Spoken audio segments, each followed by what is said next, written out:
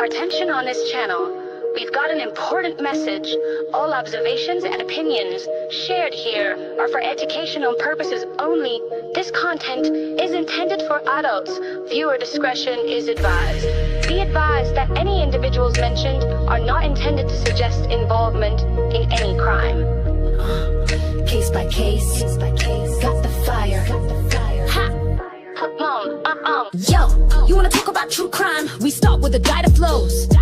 Digital footprints meet criminal defense, that's how the story goes. This channel's all about online evidence, the stuff they overlook. From live stream chats to deleted posts, it's all in the true crime book. My goal is to provide insight for the attorney in the darkest hour, to find the proof that can make a case or break a criminal's power. So whether you're a lawyer or a PI, we're diving deep in the mess, exposing misconduct and hidden truths to get to the very best leads. We break it down case by case on the trail of the facts. We show how digital evidence changes case outcomes. We on their tracks. No rumors, no gossip, just the evidence clear and concise. Shining a light on the shadows at any cost or price. What do we do?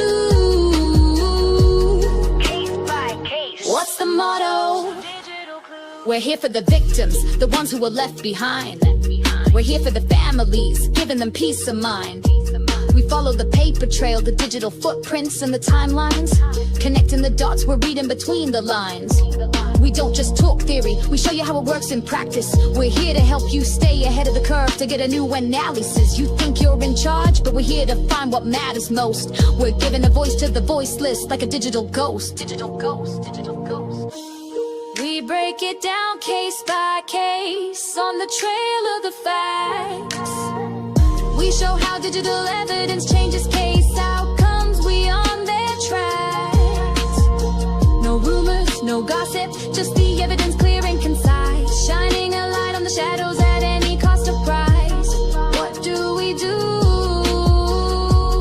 Case by case. What's the motto? From digital clues. The mystery, you wanna know the answers? We're dedicated to the chase. From the first look at the scene to the final resting place. We're here to find the answers, to give the victims their due. A true crime channel with a heart and a purpose too. We're here to build up, to expose the truth, and to shine a light on the darkest of deeds with all our might. We're here for the truth, we're here for the facts, and that's it. We don't chase the trends, we just chase the truth and never quit. We let the past speak for itself, we let the facts lay the ground. We're just here to be a voice, a tribute that is sound. Yeah, it's all for the truth. Ha! Come on, come on.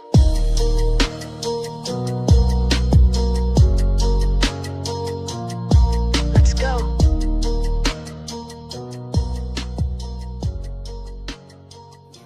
Their thoughts for you, yeah. Won't kiss the ring. Yeah. Ha. Come on. Let's go.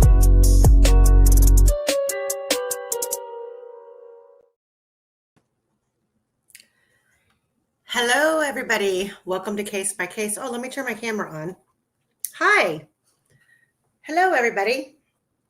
It's been a hectic day already. Welcome to Case by Case.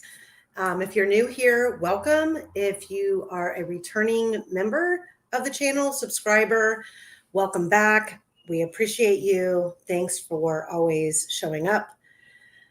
We are once again going over Liberty German's cell phone data. Right now, for those of you who might be new to the channel, this is episode 27. If you can believe that, episode 27. So if you haven't watched the prior 26 episodes, they're available under the playlist for the Delphi Vault. Hopefully we get through the final pages today. And of course, there's going to be a lot of discussion about things that have transpired with this phone. Welcome everybody in chat. Welcome mods. Guys, please. I am trying to get to 4,000 subscribers by the first of the year. So if you have not subscribed, please do that. Hit the like button, share it. All of that is free. That's all I ask for you to do. Hello. Hello, Julie. Let me bring on, because you guys know that I don't go through chat and do all of the, hellos. I'm welcoming all of you. So welcome everybody. And we get started right away because we end up being on here for 3 to 4.5 hours anyway. We have a lot to get through. So welcome Quester and welcome Great Lakes Fungi. They've been with us for the majority of the vault, and they're great. They're great members of the Case by Case team. So, I'm new. Hello. How are you guys? Hello, everyone. Hello. Yep. Snow on the ground. Yep. You know the deal. If you have a question, put a large Q in front of it so we can address it as we go on. Julie says, hello, Quester. We are all so grateful for you. We are. And So everyone be thinking of a funny word that you want Quester to say at the end of the stream in his accent. Oh. What, with my silky accent? Your silky accent, yes. And we've had some, I just want to let you know that we've had a couple of issues with people being able to join the Facebook group. So I went in and I made some adjustments, blah, blah, and hopefully I fixed the problem, but you have to make sure that you answer the questions to get into the group. It's just strictly for us to be able to keep track of who's in there. Also, some of you who have showed your ass in the chat, you were blocked from the channel for a little while. I'm giving you all now a second chance. So don't blow it. If you weren't able to communicate and comment and chat before, you should be able to now. But this is your second chance. Third strike, you're done. So there's that. Going forward, some channel announcements. We have an upcoming series that's going to be a very thorough second look at Ashley Garth's case because of where we are with her case right now. We will be announcing the start date of that here probably within the next week. I'm sure that you've seen there's a trailer on the channel discussing that. Terry has obviously her missing episodes coming up twice a week this week and going forward. Website link is in the chat. That takes you to our website with all the updates, case updates, and also our merch. The Facebook discretion. Bleh. Why can't I talk today? I went to the doctor this morning, so I've been rushing for the past 2 hours. I had a doctor's appointment. I got my flu shot. Got some other things. Are you my husband? He went to the doctor too. Huh? Are you my husband? Because he went to the doctor this morning too.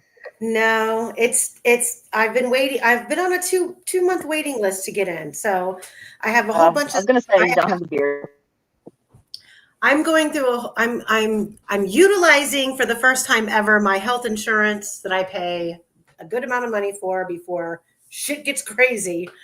I'm utilizing my health insurance for all of the precautionary testing and preventative testing. So I have a lot of things coming up. So did that this morning, ran a couple errands, and then on top of that was multitasking on the road via voice messaging, voice audio recording between my good friend, April, Great Lakes, Quester, Terry, team Case by Case. We have a lot going on in the background that I just don't have enough hours in the day, to be honest. So anywho, make sure that you're paying attention to what's being scheduled on the channel, because I think that we are about to have some very outside of the vault, which the vault is a big deal to begin with, but we have some things that are going to be coming up that are going to be very interesting. And I'm still working on the format for the Delphi Marathon, where I will bring other creators in. It's just, I just don't have I'm sorry, guys. I work a 40-hour-a-week job, and there's so much, there's this whole weekend. I wanted to go live like twice and didn't get to, because the information is coming in so fast. I just can't turn it around and present it and do it in a respectful, provable way. I have to vet everything that comes in. And we've been working on that behind the scenes, and we're just now breaking the ice on some of the things that we've gotten this weekend. And some of the things that we've gotten this weekend, Fungi, links back to things that came up a long time ago that you did some research for me on that have now come full circle. So that's a really big deal. Yeah. My brain is like jelly. You've blown my mind so much the last couple of days. She's not just hyping it, guys. She's not just hyping it. I don't think we're gonna get to that today, but no, oh my God, we're not even gonna touch it today. Future, guys. Yeah, we're not even gonna touch it today. But go ahead. Go ahead. No, I'm just saying it's big. It's big. It is, and we just have to be very careful. So, anywho, for those of you who were here last week, who have been following the Liberty-driven cell phone data, Quester made some great adjustments to the spreadsheet, the PDF, which I'm going to read off the main PDF, so I won't be able to see chat. But he converted it into a widescreen view to make it easier for you at home to see it. And he made some adjustments. And Quester, I'm going to let you talk about that here for a moment, so they know we might have to go back and touch base on a couple of things that we've already covered. And we left off pretty much at where Ron Logan's cell phone was pinging around the crime scene. And we talked briefly about that and how his cell phone could still be connected to Wi-Fi based on how far away he was from his property. We kind of discussed that briefly, so we might want to touch on that a little bit more to bring everybody back into the fold as to what we left off with last week. So do you want to talk really quick about the changes that you made to the PDF? Yes, certainly. As you said, it's now a widescreen version to try and help people see it, because it was a little bit hard to read and it was all scrunched up together. Hopefully now it'll be a bit clearer. Spent a bit of time trying to sort it out, because we're now getting into some deep techie stuff. And while I know we've got all the smart people out there, the average person probably wouldn't follow along the technical side. So I've tried to break that up and explain it as well, because it's going to get deep now. So bear with us on this. Okay? Yep, No. I get it. Okay. Okay, so I think I have the PDF set up. So hopefully for you guys, let me take the chat off of the screen. That way it's not, it doesn't interfere. So Quester, can you tell us what color are the adjustments that you made? Do you have them specified? Is this the purple? The purple is the technical aspects, yes. Okay, so starting at the very top of the page at 22:16.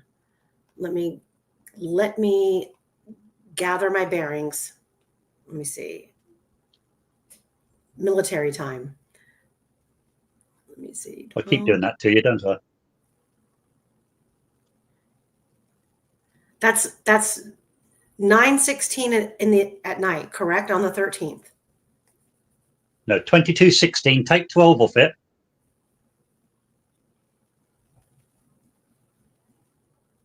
So what time is that? 10:16 in the evening. 10:16. So I was off by an hour. Okay. Well, 22 minus 10 or minus 12 is 10. 10. Yeah. Okay. Oh, Okay. I see. That's how. Okay, because I'm still in like military time, and some days I'm quick with it, and some days I'm not. Oh, Today it's I don't okay. think today I don't think I I am. just want you to know, my husband is a professional engineer, and he still needs me to do basic math for him, so it's normal. It's not the basic math. It's I get screwed up on I know the afternoon times, it's the evening times where I just get completely befuddled for some reason. I don't know why. But I am not. That's one thing that I am not as a math person for sure. So 10:16 p.m. It's about the time that we left off in last week's live. And let me see, can I pull this? Can I make this bigger? So this was the discussion of the cell site or timing advance estimate and the source of the radius data text RXD. That's incoming, correct, Quester? RX received, TX transmitted. Okay, Sent. so received. Ron Logan's phone, which it indicates there was a Wi-Fi location center point approximately 466 yards from his home. Now, if you guys remember correctly, I pulled up Google Earth and we did that in real time. I don't have this entire PDF memorized. So I pulled up Google Earth last episode, and 466 yards from 5858 West 300 North, which is Ron Logan's address, puts you dead smack at the crime scene. And it's ridiculous. It's I mean, should I do it again really fast just to kind of like refresh everybody on Go on. Huh? Go on, do it again. Do it again? Wait, Okay, so here's okay, I got to share my screen, guys. it was ridiculous, guys. Sorry for those of you who are here and you're like, "Oh my god, you're repeating it." I'm sorry. It's just helpful visually for everybody to see it, I guess. So can you guys see my screen? Just one thing, Yes, remember, yes. it's Ron Logan's phone.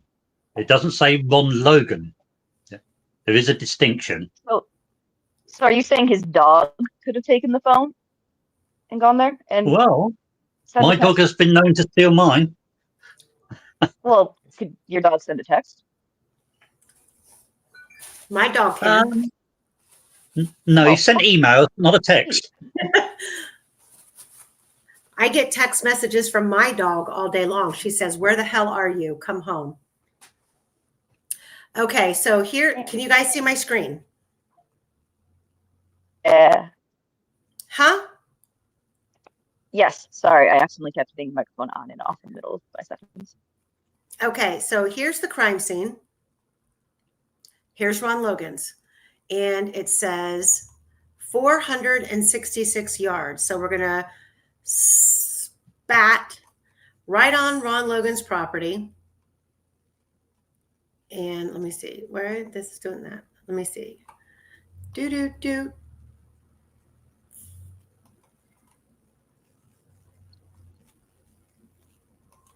Why isn't it showing me?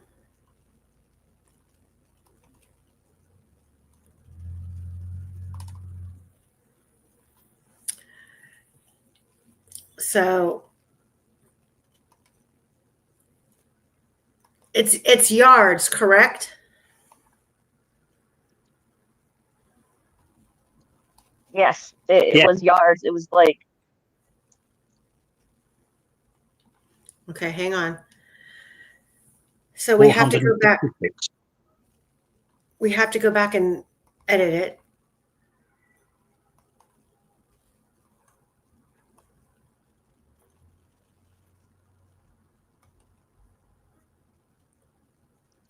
So while Amy's doing this, Snooze had a question. I think most people are wondering, would these findings be able to be interpreted in the same way you presented by an expert who might be called to testify in court? This is what matters, all caps. That's for Quester, probably. Okay, I don't see why not. We're only working on facts, data, and interpretations by Apple themselves. So I don't see why not. maybe I did measurements. That's what I did. I did it in measurements. So 466 yards.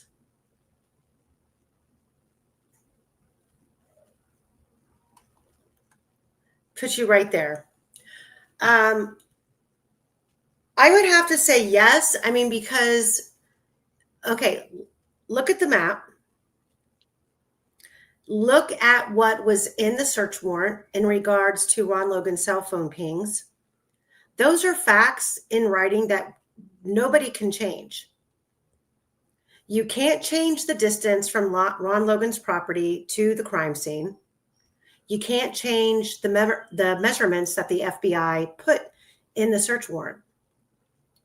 So I mean, whether we talk about it here on a YouTube channel doesn't change the facts, I guess. The facts are the facts. And I mean, to be honest, where did you see anybody in this investigation doing this kind of work? It doesn't make us it doesn't make us special. It's just deep diving the facts that have been presented to us. And I mean, I want to say this loud and clear. Teresa, aka Criminality, and Sleuthy Goosey have done a phenomenal job of reading certain depositions that have been released. Quite frankly, they're great at doing that, and they're hilarious at the same time. So that's a bonus. And when you listen to these depositions, you see how clearly evasive all of these investigators are when it comes to the facts. They could give two shits. And then they turn around and they put faith in people who, for example, Sarah Carball. In Tony Liggett's deposition, now all of a sudden, Sarah Carball is the witness that saw the black Ford Focus at the CPS building. When have we ever heard that? Never. In fact, the majority of all of the witnesses that seen a car parked at the CPS that day describe a car that was not Rick Allen's. And once we get done presenting all of this, I'm going to start breaking this case wide open with a lot of the rebuttal with these witnesses, the rebuttal with these depositions, the facts, especially the words that came out of their own mouth. But I want to get through this cell phone data first, and this has just taken some serious time. But here you have it. Sarah didn't even testify to that. No, she did not. And she didn't even come forward until weeks after the fact, when law enforcement had some sort of a checkpoint set up out there by Mears that people could stop and give information. She testified that's when she decided that she was going to come forward. And one of the first things that she said was that she knew the girls were missing because she got an Amber Alert. No such Amber Alert was ever issued because Abby and Libby's missing person status didn't meet the requirements for an Amber Alert. And nobody in the courtroom felt the need to check her on that. And was it that complex they didn't feel the need to check her on it, or the fact that they didn't even fucking know themselves that there was no Amber Alert ever even issued for Abby and Libby. That's an even bigger problem. But it is what it is. And so here we go. You guys see 466 yards. Well, this is 481. Let me back it up just a little bit.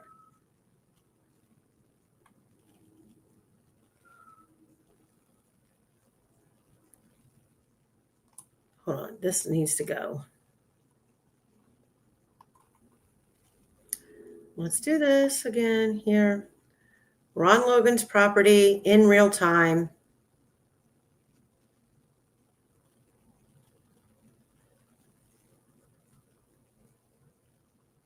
$466 yards. That's where the search warrant claimed his phone was pinging that night.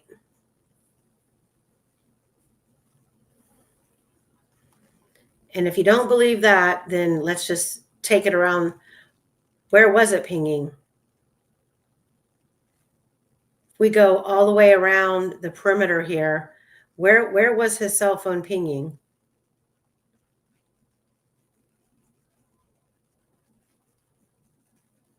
$466 yards. Guys, what are we doing here? Come on. Right, like there's no question where that phone was pinging. But again, like Quester said, or you, I can't remember which one of you said it. It's the cell phone. Can't say it's Ron Logan's. Just like all power data and Wi-Fi. And that's what we were talking about was. Here, let me stop sharing.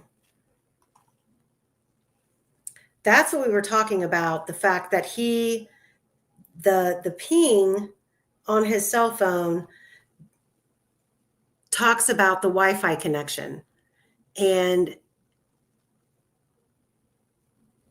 we were talking about how he could actually still be connected to his Wi-Fi at his house, and how he may have had a booster on his Wi-Fi network, which, despite the crime scene, him owning acres of land would make sense if, he's out and about on his property, because the average residential Wi-Fi only gives you about a 300-foot radius outside of the property. Like if you were leaving your house and you're connected to your Wi-Fi at your property and you're going to leave, once you get so far away from your residential property, your Wi-Fi will disconnect. Okay, but that's somebody who lives in a residential neighborhood. If you have a farm and you have acres, maybe he had some sort of an extension or booster added to his Wi-Fi network that would allow him to move about his property and still be connected to Wi-Fi. Quester? Yeah. With a booster, you can get some impressive range. The average one that most people would buy down the store or off Amazon, you can get it from other sources, folks, would take you about 1,000 feet. But if you know the right sources, you can get military grade ones, which will take you far further. But 1,000 feet would do this anyway. It really also depends on topography too, because the signal's going to be disrupted by, up and down hills and earth. Trees and so on can affect it. Yeah. Yeah. But the one thing I think that we're going to run into down the line here as we continue to go through the data is that there is some sort of a network connection done by Libby's phone. And I think all of you can agree that most residential Wi-Fi networks are protected by a password. Now, I think the difference right now that we're looking at, I'm just going to throw this out there, even though we're not there yet in the data, is go back to the Idaho 4 case with Brian Koberger, where they were able to basically say that his phone's network touched the Idaho 4 house like 12 times, meaning he came into contact with the Wi-Fi, but he didn't connect to it, but his cell phone touched it. And as we go further through here, there's network activity on Libby's phone, but she doesn't technically connect to a Wi-Fi network. And that would be because she might have been in range of one if Ron Logan had a booster and had an extension. And then to top that off, Libby's phone also had access to WAN, which is the cell phone data extension that someone was paying for that. Wi-Fi extension. Steve Curry says Ron Logan did not have a smartphone. He had a flip phone by Alcatel called Flip. But didn't he did? Ron Logan? Yeah, in one of the encounters, wasn't there iPhone or something on his kitchen table? Yes. So in the Steve Curry, so in the very first search warrant, which I've gone over on this channel, and I went over the supplemental report based on the day that the search warrant was served, law enforcement reported that when they arrived at Ron Logan's property and served the search warrant, that he pulled a flip phone out of his pocket and began attempting to communicate with family members, probably his son, to get someone to come over and take responsibility for his farm animals. And he also had an iPhone 4.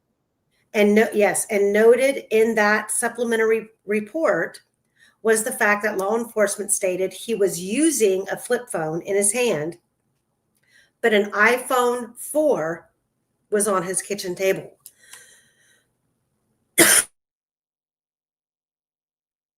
So it appears that Ron Logan had both. So to limit the story that he only had a flip phone isn't true. And that's based on the supplemental reports that law enforcement provided when they served the search warrant. Hello, Mother of Dragons. Okay, so let me get back to the PDF. So we are now at the Liberty German cell phone ping at 22:30, which would be 9:30 p.m. Cell site or timing advance estimate, source of radius, cell tower data from the AT&T radius. Estimate approximately, the estimate means that there's a 3 to 5,400 yards that we have to work with these cell phone pings. I think that's an open-ended argument. Based on what we see in this document, I don't believe that we are that far off from the coordinates that AT&T provides when they're pinging the cell phone. And at 22:32:06, audio stops recording.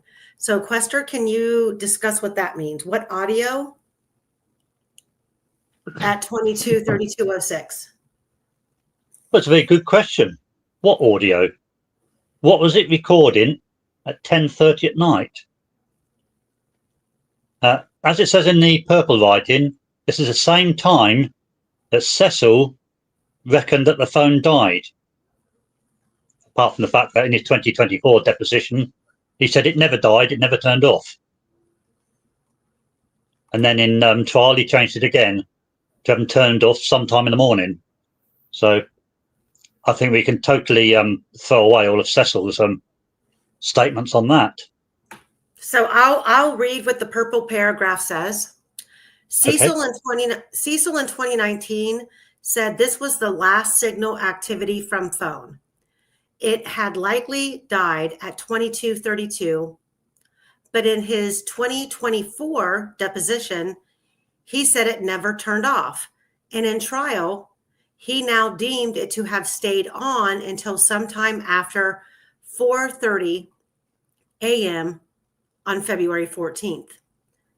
Eldridge, which was the defense phone expert, said the number one logged by phone was wired headphones, and this means wired headphones were inserted at 17:45 and removed at 22:32. So that would be 5:45 p.m.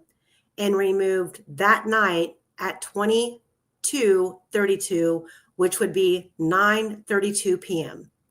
10:32. It could have been wired headphones or an auxiliary cable. What was being recorded and how? Someone physically touched, moved the phone, removing a connected cable or headset. That's manual action. iOS can't generate the event without a change in hardware connection. Unplug coincides with the last internal OS event logged by the phone before it ceased all function, and coincides with audio stops recording, which strongly indicates these are linked. Quester, I want you to elaborate on that. Right.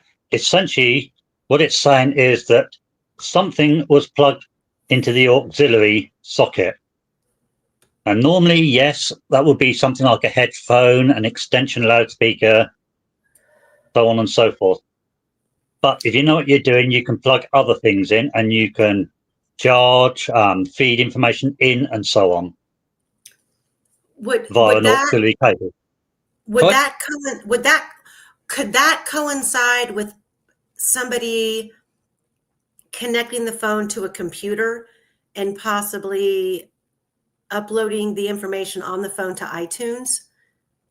It could coincide with it being plugged into a computer, and being plugged into a computer, it would probably receive a small amount of power as well, which would keep it alive, obviously. Would that register as a charge to the phone?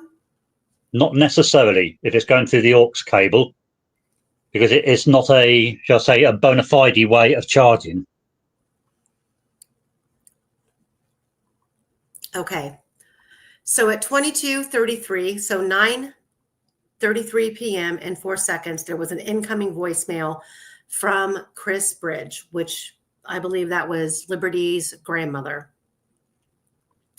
At 22:33 and 40 seconds to 22:44 and 49 seconds, AT&T location, here's the coordinates, which is near Patrick Westfall's house within 2,500 meters. So hold on. Let me pull that up because I know everybody needs factual documentation. So we are going to take these coordinates. Let me share my screen again. Just so to we confirm, are back. Reese Davis said that 2 others committed the crime with Ron Logan, right? He said that. Yeah. Well, so also, if I recall, Mr. Klein also said it was his father and a friend from Delphi that did it. Yep. So he also spoke to other people. Can you guys see the map? We can. Okay, so I'm going to go up here to the search bar and I'm going to input those coordinates that AT&T provided, where the cell phone pinged, and I'm going to copy and paste them in, and we're going to see where they go. Boom.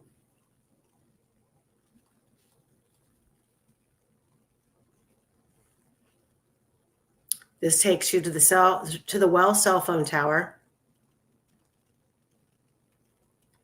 And then from there, hold on.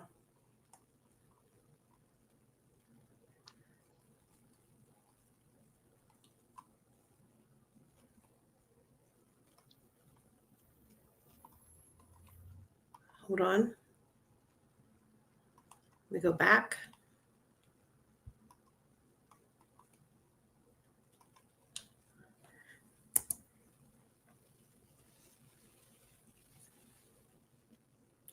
Nope, that takes me into the abyss. What am I doing wrong? Oh, okay, wait a minute.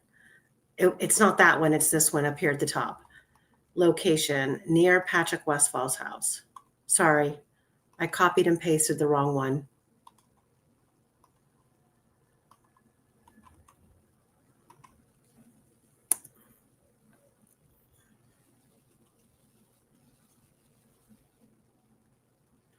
So, question, these coordinates take me to the Wells Tower. Yes. Is there, okay, so is there, Where are you measuring from and to? I'm pulling it right out of the, let me see, 98, Substation? 98. No, I think I'm pulling it from the ones where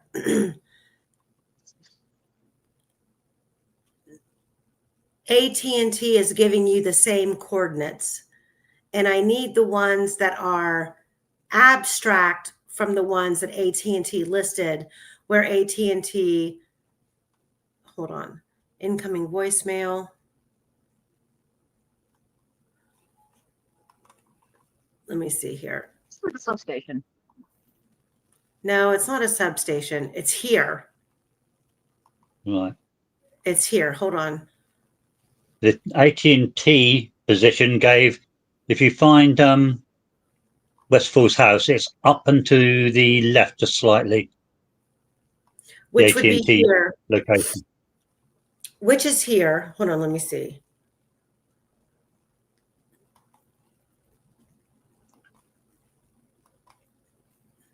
Oh, I did this earlier.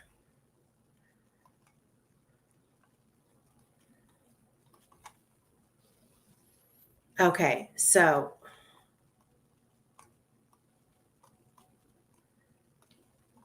it takes you not directly to Patrick Westfall's front door, which is here, right across the street from Riley Park.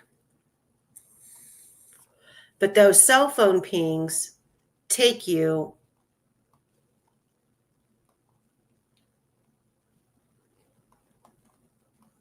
to this property right here. Hold on. This yellow house on the left-hand side, the small one with the 2 satellite dishes. But I need to figure out which coordinates take me there, because I think I'm copying and pasting the wrong ones.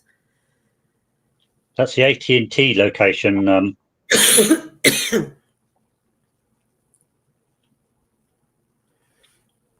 Well, there are several AT&T locations that end in 680098, and they keep repeating themselves. Those ones are believed to be ones from Libby's phone. Hold on. So let me take it off of Street View.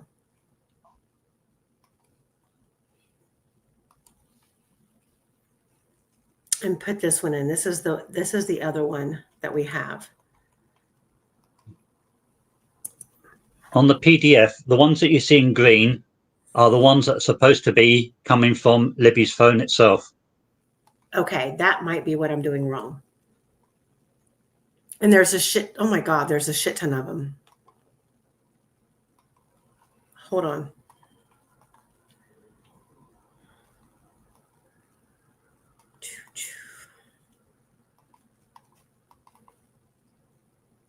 Where'd those go? These, right? Yep. Okay.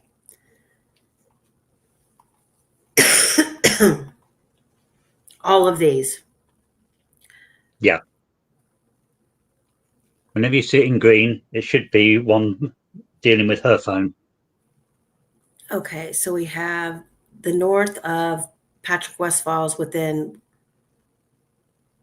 10,000 meters. We have, these are all before the 2216 timestamp. Yeah. Then we have this 680071 is a major one because we see it repeatedly.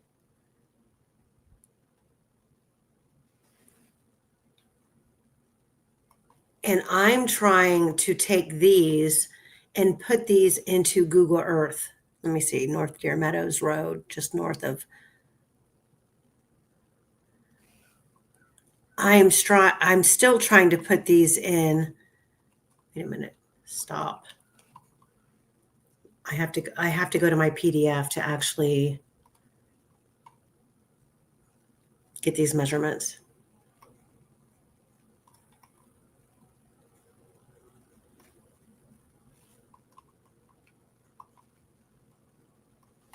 Yeah, so Amy, we're having a little debate in chat. Steve Curry believes that Rishi initially had a very detailed story where Ron Logan described exactly what happened and that it didn't involve anyone else. And then the two others in the story came later. I don't believe that is correct.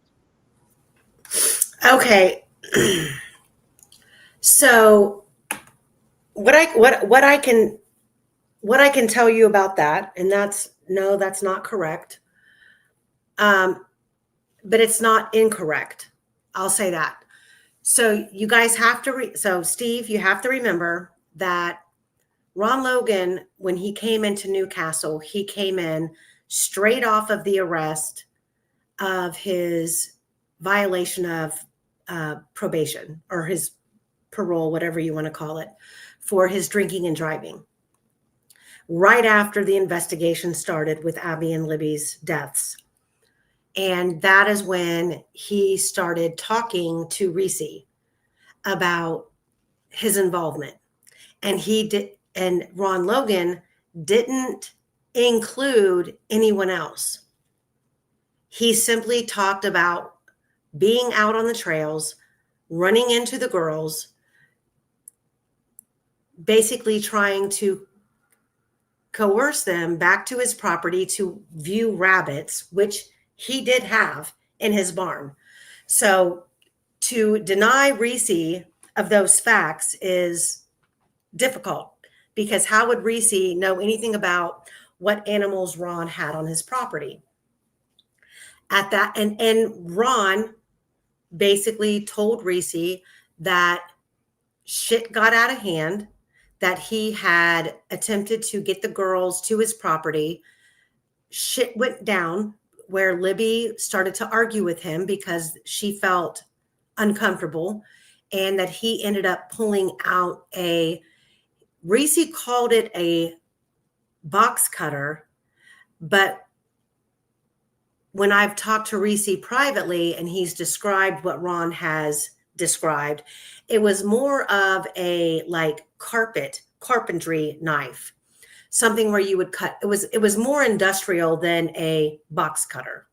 Like kind of curved, right? That's what you'd use. I don't know if it curved or not. I just know that it was a much stronger industrial knife than just a basic, pharmacy employee handout of a box cutter to cut open some fucking tampon boxes to pull out the big boxes of tampons to put them on the shelf. It could do a lot more than just cut cardboard, was the impression that I got. This was in 2017. This wasn't close to Rick Allen's trial. This wasn't anywhere near that.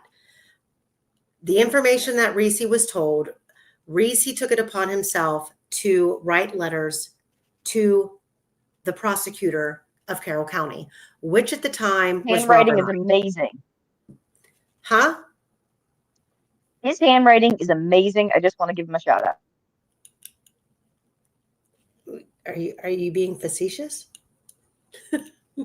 Oh, he's got a beautiful penmanship. Have you seen it? Like, it's like, Yeah, but it's not I love it.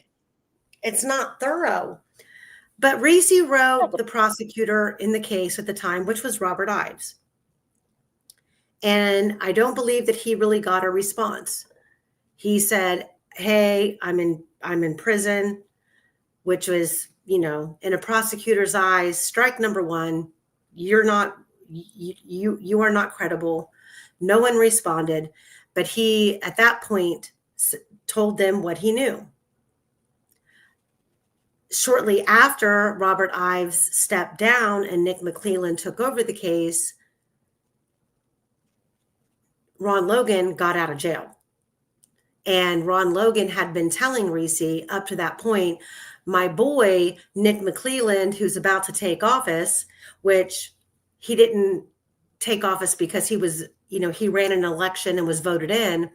Something transpired behind the scenes that Robert Ives stepped down and Nick McClelland just assumed the role as prosecutor.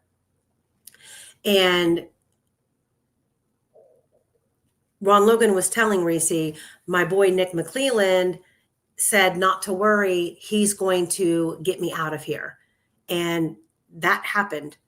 Within 2 weeks of Nick McClelland taking office, Ron Logan, his sentence was nullified and he was brought home.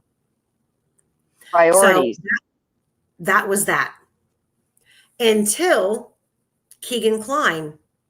And I don't know what year it is. I'd have to go back and look. I mean, the interviews are on here. There's just so much information on this case that I'm not an elephant. I can't, normally I could, but in this case, there's just a lot. But Keegan Kline was brought into the Newcastle prison. After Keegan Kline was brought into the prison, at some point, Keegan Kline was made aware of the fact that Reese Davis had been friends with Ron Logan and communicated with him quite often. So Keegan Kline approached Reese Davis and said, hey, I heard you were a friend of my friend, Ron Logan. Reese said, yeah, I would, when Ron Logan was here, we were, I was his buddy. Did he ever say anything about me? In which Reese said, no. Who are you? Basically. Keegan then begins to spill the beans that him and Ron Logan were buddies. Ron Logan was into CSAM. Keegan was providing him flip phones with access to a Dropbox. Ron Logan didn't know how to actually upload the Dropbox on these flip phones.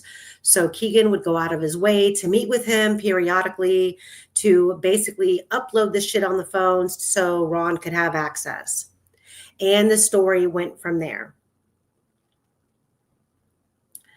So that brings us to the trial of Richard Allen, in which up to that point, Reese Davis had been told by Keegan Kline that him and his dad and Ron Logan, well, he never told Reese, I'm sorry, let me back up. He never told Reese that it was his dad. He said him and Ron Logan and someone else set this whole thing in motion, and Reese took it upon himself to assume that the third person involved was Rick Allen because Rick Allen had been arrested. And Reese again then started writing letters to the prosecutor at that time, which was Nick McClelland, thinking that this third person was Rick Allen. And it wasn't until almost midway through the trial where Keegan slipped up and basically was saying he was hoping that Rick Allen would go down so law enforcement would leave him the fuck alone and his dad. That's why midway through the trial, Reese's letters took a turn and said, oh my God, it's not Rick Allen who was involved with Keegan Kline. Keegan is saying it's his dad. So that's how all of that unfolded. The state knew back in 2017 about the theory of a box cutter that was basically put on the high shelf to collect dust. No one gave a shit about Reese's letters. No one took any notice of those until we get to trial. And that's when Reese started again writing letters. And not only did he write letters, he also included some of the handwritten notes that Keegan Kline had given him in jail on days where Keegan and Reese says, pull the tapes of the unit where you're going to see Keegan Kline coming to my door, my cell door, to talk. And if my roommate was in the room, he didn't want to talk freely. So he would write a note and pass it. Those notes that Keegan wrote to Reese were included in the envelope when Reese wrote Nick McClelland.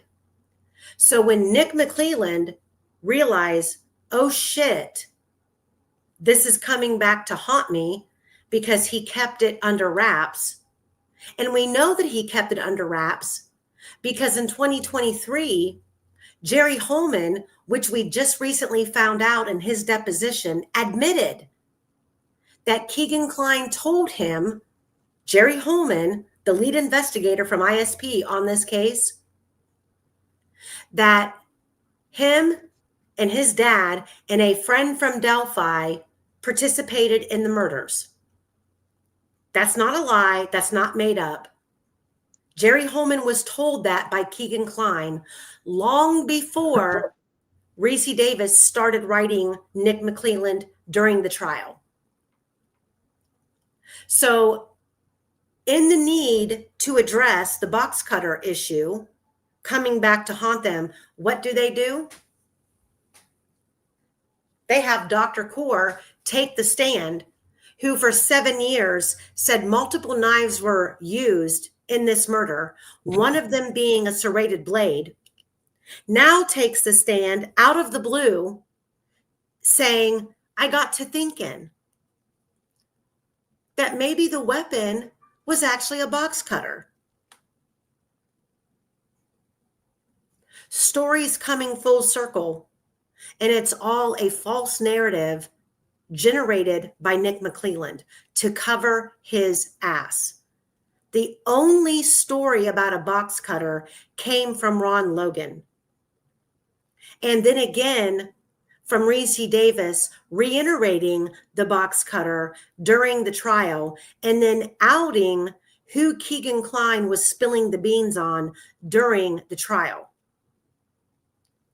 And what does Nick McClelland do? He hides all of it. He doesn't turn any of the letters over to the defense. He doesn't provide them with any information. And then when he's called out by Michael Osbrook in the motion to correct error about the box cutter and the story, he pretends, oh, well, I might have gotten some things, but I only got like 2. When according to Reese, there were like 7 or 8 separate letters that he wrote that he never got a response from the public defender's office, or I'm sorry, from the prosecutor's office, to the point where he had a family member call Nick McClelland's office and ask, are you getting my letters? And whoever answered the phone confirmed, yes, I personally have gotten your letters. How, as an inmate in prison, do you get confirmation of that? How? Unless the prosecutor himself provides it. Or as an inmate, you first and foremost believe that the prosecutor that you're dealing with is a complete fucking rat. And you can't trust a word he says. So all of the letters that Reese wrote, minus maybe 2, have vanished. which also include handwritten letters from Keegan Klein. I think we cleared that up. My friend over here really, it's V really wants to get to 4:33 today, at least the time. So we're gonna make that a fucking goal. All right. Who's that? It's just a person in chat. They really wanted to get to 4:33 in the cell phone info.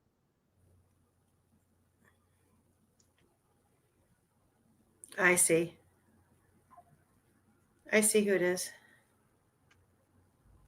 I promised them it would happen, so you better make this happen. Well, that's the goal, because we can't spend another week on this.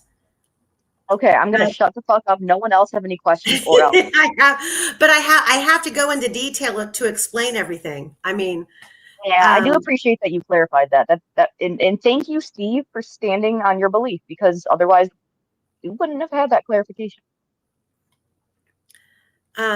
you have to look. I mean, you have to know the case, and you have to know where everything in the case, how it all came to a boiling point.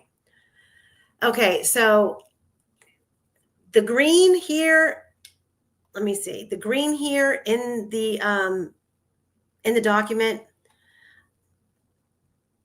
if we want to get to 433, I can't go through every single longitude and latitude and show you where it shows up. I just can't, because I have to toggle back and forth from the document to the PDF to put them in. Just know that everything in green that we have listed here, everything in green, is not listed in any of the expert reports. It's all listed in the AT&T phone ping data that law enforcement requested they do. So there's that. I'm going to go back to the document, going back to the PDF, and we are now at 10:25 and 10 seconds at night. We have an incoming voicemail from phone number 765-520-1255. It's unknown. It's unanswered. Then at 9:25:23, we have a law enforcement attempted to text cell phone number 765-588-7599, which would be at the time Libby's cell phone number. And let me reiterate, law enforcement attempted to text. This is not law enforcement utilizing an automated system via the 911 texting system. This is a dispatcher in the Carroll County Delphi Police Department attempting through whatever means on Amy, yes. You've jumped back about 3 hours. You talked about you should be up at Oh, see. Did I? I did. You're right. Jeez, oh Pete, I'm sorry. You'll get beaten up by the viewers. Though. That was a good point to make. That voice. Amy. Maybe there was a reason that my screen jumped back to reiterate the fact that law enforcement wasn't utilizing an automated system to reach out to Libby. They were using whatever phone devices they had in the dispatching radio room. So maybe that was the reason why it jumped back to that. Karma, fate. So let me keep going. Let me scroll up to where we were, which is 2216. We went through the whole Cecil paragraph. 22:33:04. 22:03:04. We have the incoming voicemail from Chris Bridge. 22:33:40 to 22:44:49. We have the longitude and latitude, which comes back to near Patrick Westfall's house. 22:45. We have a cell site or timing advanced estimate, source of radius data, cell tower data from AT&T with the radius of 3 to 54 yards. No response. 22:48:22 cell site, and it's the same thing. No response. Then at 22:54:02, we have an incoming voicemail from Sis. In the CAD report, we have pings listed at 23:17, which is 11:17 and 11:51. AT&T ping with this longitude and latitude coordinates. And in red, Quester, you have why is only the 23:17 ping in the expert report. So this ping right here, this CAD report ping at 23:17 and 23:51 is the only one listed in the expert reports. You made a notation of that. Yeah, it's rather odd that the experts recognised a ping at 23:17. It didn't recognise any of the others. Make of that what you will. Are they missing stuff off, or are they just absolutely rubbish at looking? Well, based on their depositions, it could be either or. They seem to be stupid. Nothing that ties Rick Allen besides their nefarious timeline is important. They just blow it all off.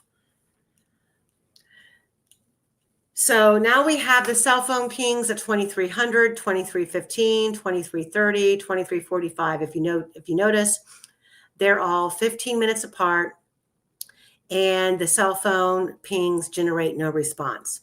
Now we are at the threshold of February 14th. At midnight, cell site and timing advanced estimate source of radius data, cell tower data from AT&T, no response. Same with 12:15, 12:30, 12:45, no response. CAD then updates the CAD report, pings at, which is interesting, 12:17:54, and from 12:17, wait a minute. So was law enforcement able to ping the phones separately outside of AT&T?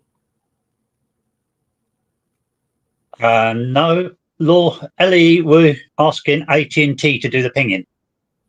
Okay, so above that, we have the AT&T pings at 12:15 and 12:30 and 12:45.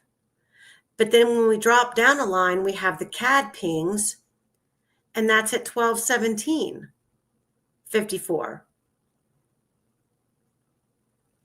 Yeah, considering that every 15 minutes, a bit odd, isn't it? Yeah, like they have an extra ping going to the phone outside of the AT&T 15-minute grid. Yeah. But anyway, nothing to see here.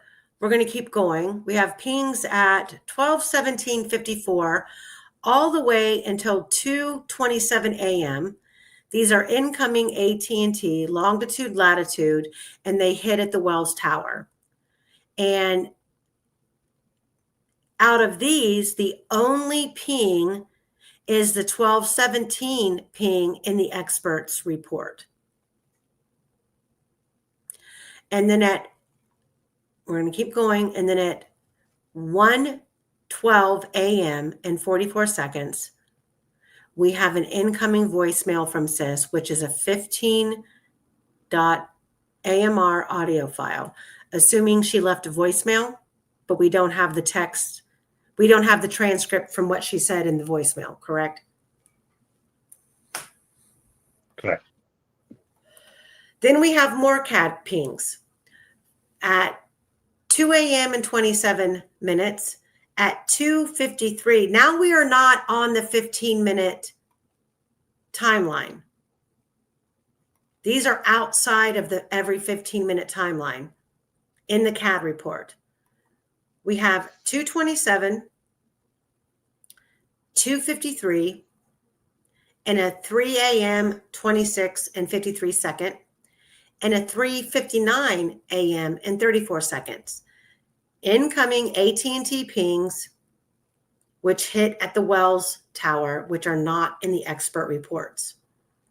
Cecil, in the 2024 deposition, he was questioned. What explains what happened at 4:33? There's a lot of activity on that phone at 4:33 a.m. And we have what we think is an understanding of what happened, but we would like for you to look at what happened, all that activity, and what the explanation is for how that happened. We believe, as Jennifer Auger said, that the phone was turned on. And his answer was, and you believe it was turned on at 4:33, Miss Auger? Yes, she said. At 4:33 a.m. and 31 seconds, we have an incoming FaceTime call from Pate, P-A-Y-T, that says, where are you? Which is funny that we have a FaceTime call with a transcript. Why would we have a transcript from a FaceTime call, but not a voicemail? A FaceTime call is a video call. Where are you? Cell site or timing advance estimate, source of radius data, SMS, which is a text message, duplicate number 1 to Liberty's phone with the radius of approximately 3 to 5,400 yards, source of radius data, AT&T cell tower data, SMS message to Liberty's phone. In the Bunner report from October 12th, 2017, but not Cecil's 2019 report, burst of 15 text messages received. These are the text logs. Phone had to be on to receive the 15 SMS messages. 15 texts appeared within 1 second, means the phone's radio system powered up and authenticated with AT&T's network and received a signal strong enough for packet delivery. SIM card was recognized and active. The phone's internal clock was running, or those timestamps wouldn't exist. This proves it was on, not turning itself on, but physically powered and network active. If it had truly been dead without power, there could be no session, re-registration, and no SMS arrival burst. At 4:33 and 33 seconds, there is an SMS that comes in from this phone number from Becky Patty. Message unknown, unread. At 4:33:36, a message from AT&T free message. Your free trial has begun. Family Map free trial will end on March 15th of 2017. Need help? Visit AT&T.com mobile purchases. Don't get me started on what that message indicates. Everybody wants to argue with me about the network connection, the reloading of a SIM card, and why that message would appear in the phone data as a text message. But I'm telling you, that message appears because there is a SIM card being reinserted to the phone. I can't find any other reason why that message would be appearing. At 4:33 a.m. and 37 seconds, unknown, from an unknown number. Libby, oh my God, I hope you're okay.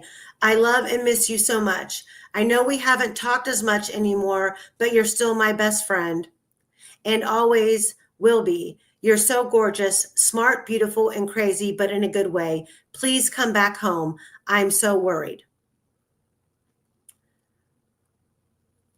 We don't know who this was from, other than it came through as a text message. We have this transcript from this text message, but we don't have any transcriptions from any voicemails. Makes sense, doesn't it? Then through an SMS, not an automated system. This is the Carroll County 911. Is this Liberty German's phone? It goes unread. Then at 4:33:38, we have your 911 text session is over. Make a voice call to 911 for emergencies. For more about text to 911, visit www.texttty.com.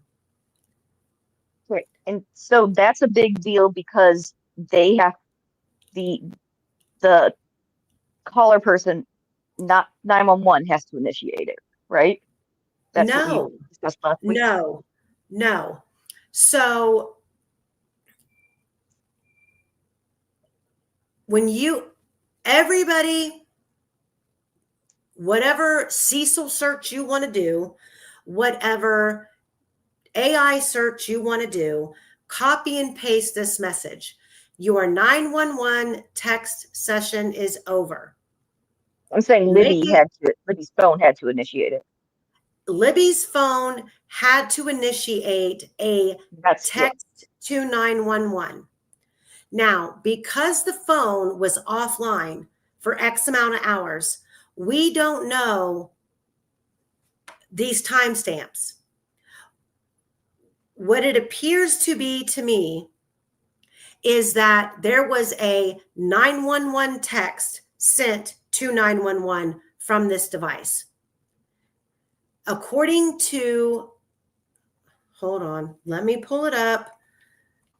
Thank you. I just wanted to reiterate that for people who, hold on, I have it. I have it. Hold on. Why that was important was that Libby's phone would have had to initiate that contact. Okay, so if you look at can you see my screen? Or do I have, I think yes, I might have. Yes, I can. I might have to stop sharing it. Hold on.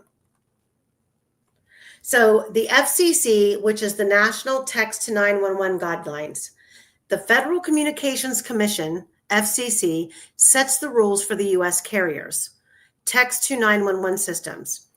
In the FCC's official consumer guide, Text to 911, What You Need to Know, which was updated in 2023, a text to 911 message must be initiated by the handset. The 911 system can then exchange text messages only within an active session established by that initial message. The FCC Consumer Guide, Text to 911, the guide also notes that when the session ends, the system automatically sends a closure text. When a text session ends, the caller will receive an automatic message such as, your 911 text session is complete. That is exactly what we are seeing here.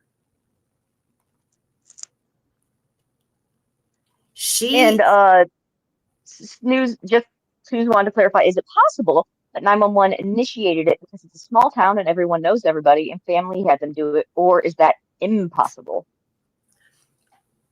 No, the phone would have to initiate it. So the only way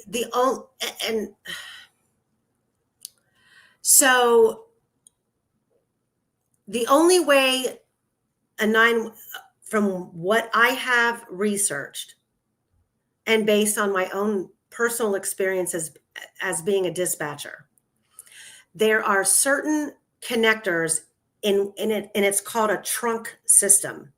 Okay, that's my department used what they called a trunk system, which is basically the same thing as a CAD. Okay. I cannot generate a 911 10 code identifiable incident report unless I get a call that comes in.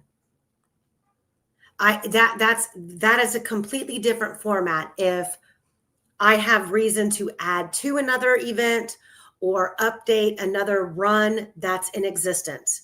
My understanding is that just like in my radio room, if let's say I had a family member who called in and said, okay, my granddaughter's missing, I can't find her, we've been trying to reach out to her, she gives me her name, she gives me her description, she gives me her phone number.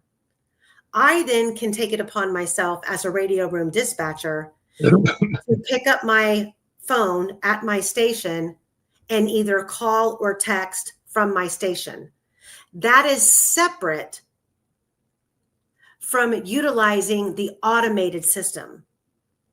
The automated system is a portal to my desktop that only opens up as a text to 911 when someone utilizes the automated system to text 911. That's why you see clear, precise English saying before the automated system closes itself out, you see the dispatcher saying, is this Liberty German's phone? What this tells me is that 911 at some point that evening, we don't know what time, 911 was sent a text message. And it could have been as simple as help. The 911 automated system portal was open. A dispatcher within Carroll County, recognizing the automated system and the text that came in, realized that it was connected to the missing girls report.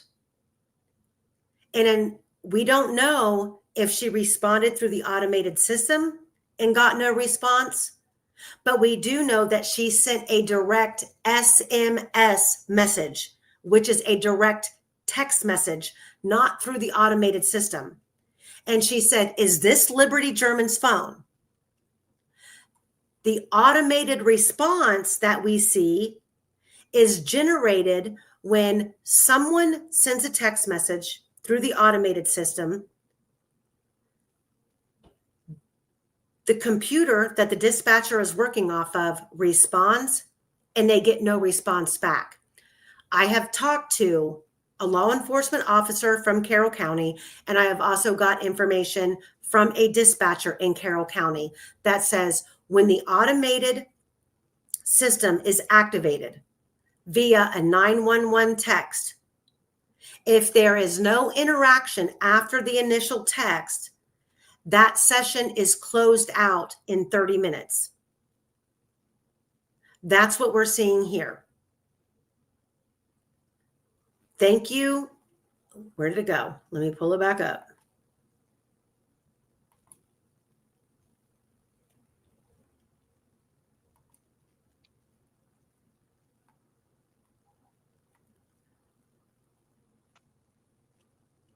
Right here at 4:33:39. That doesn't mean that's when this transpired at 4:33 a.m. and 39 seconds. It means that while the phone was offline, at some point during all of those hours, these transmissions occurred. And all we're getting as a remnant of all of these transmissions, because I believe there are more that didn't populate at 4:33 a.m., we're getting the your 911 text session is over. Make a voice call to 911. Now, why would the automated system tell you that your session is over and you need to make a voice call if they had the information that they needed? It's because it was open-ended. There was a text sent, the automated system responded and got no response back. It stayed open for 30 minutes, and then the automated system closed itself out by sending this automated system response. Your 911 text session is over. Make a voice call to 911 for emergencies. Then it tells you what to do to learn more about the 911 texting system. This message goes unread. And at 4:33 and 40 seconds, the cell site or timing advance estimate, source of radius data, which is in 3 to 54 yards. Now, all of a sudden, after this 4:33 a.m. burst, we start to get more information off the phone. 4:33 and 40 seconds. We have a text message from Hannah McCluskey.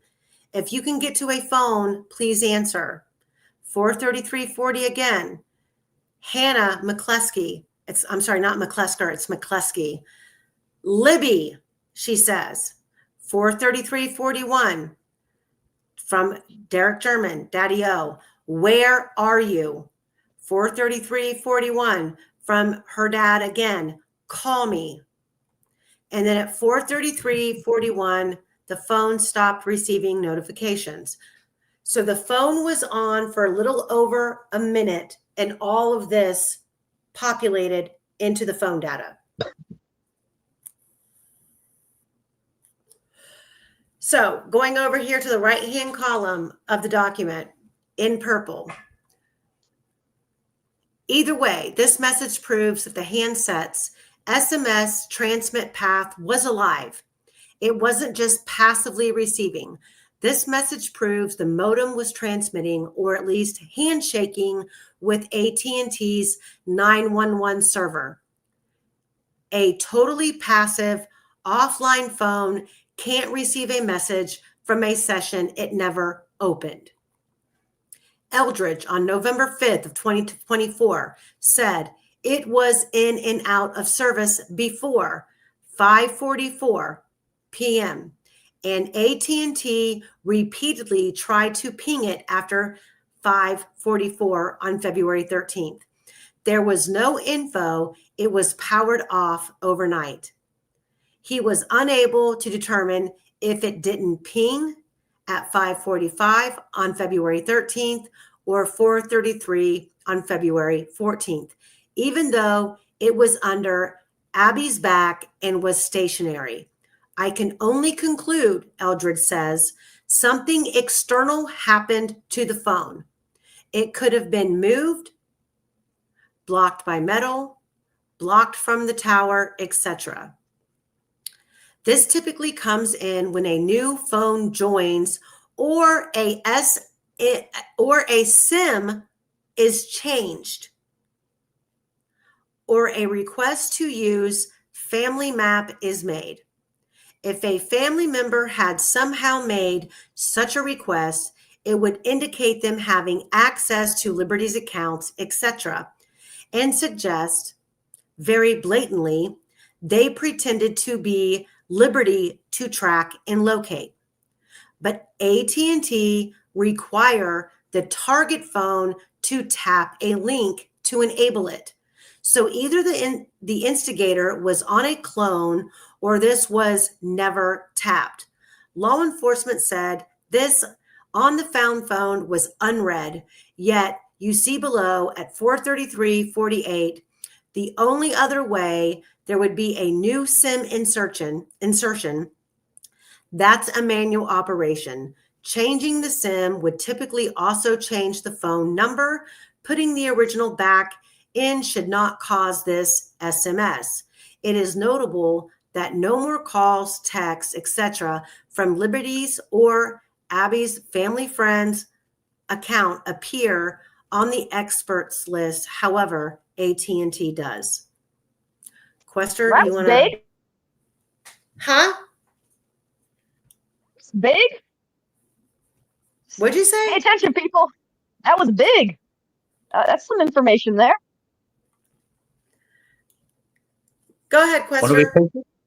Do you want to repeat the what you just read out about?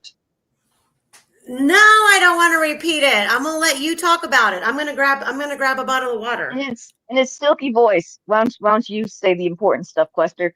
because I kind of got, if anyone was kind of zoning off, I got their attention right there. So now they don't have to. Which bit did you want clarified? Oh God, Pastor was zoning off. Well, I mean, so we have all of these things transpiring on the phone, and we've got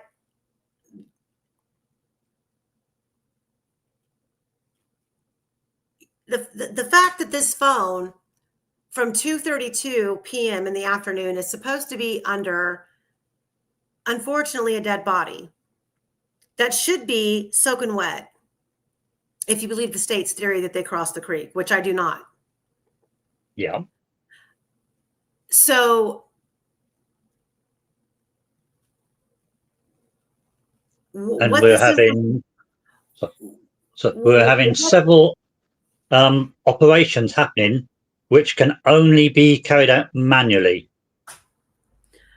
Not only manually, but physically the phone's position and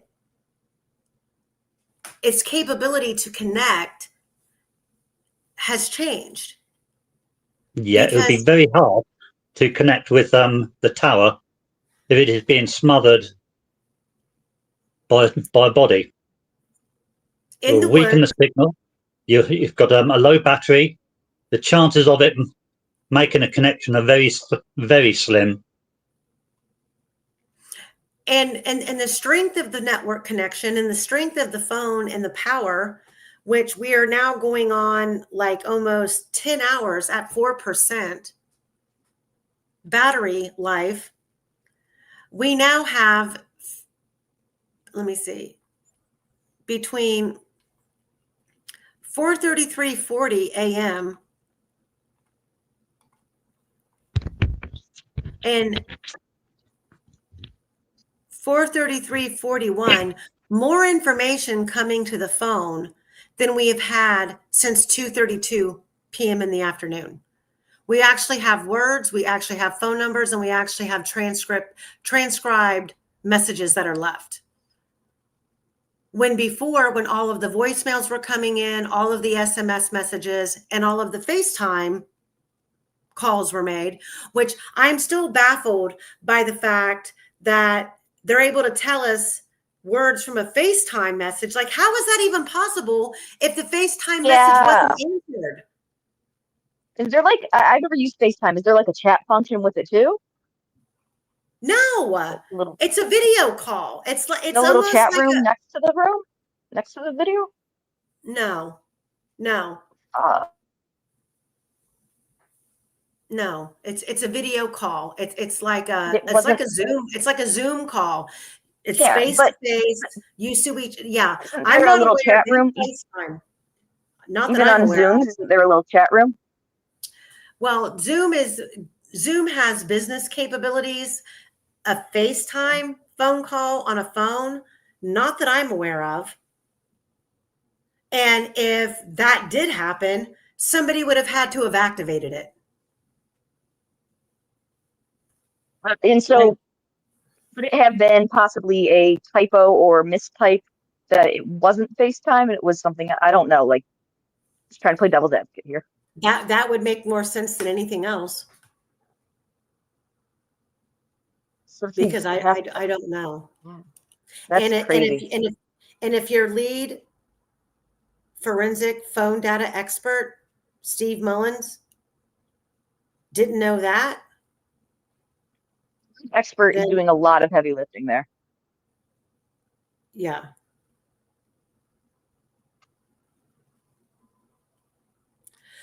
So now we're going to, okay, hang on, guys, really fast. I need to grab a bottle of water. So chat amongst yourself for just a minute. Okay, so apparently All Violet says you can call on FaceTime without the video. They do it often.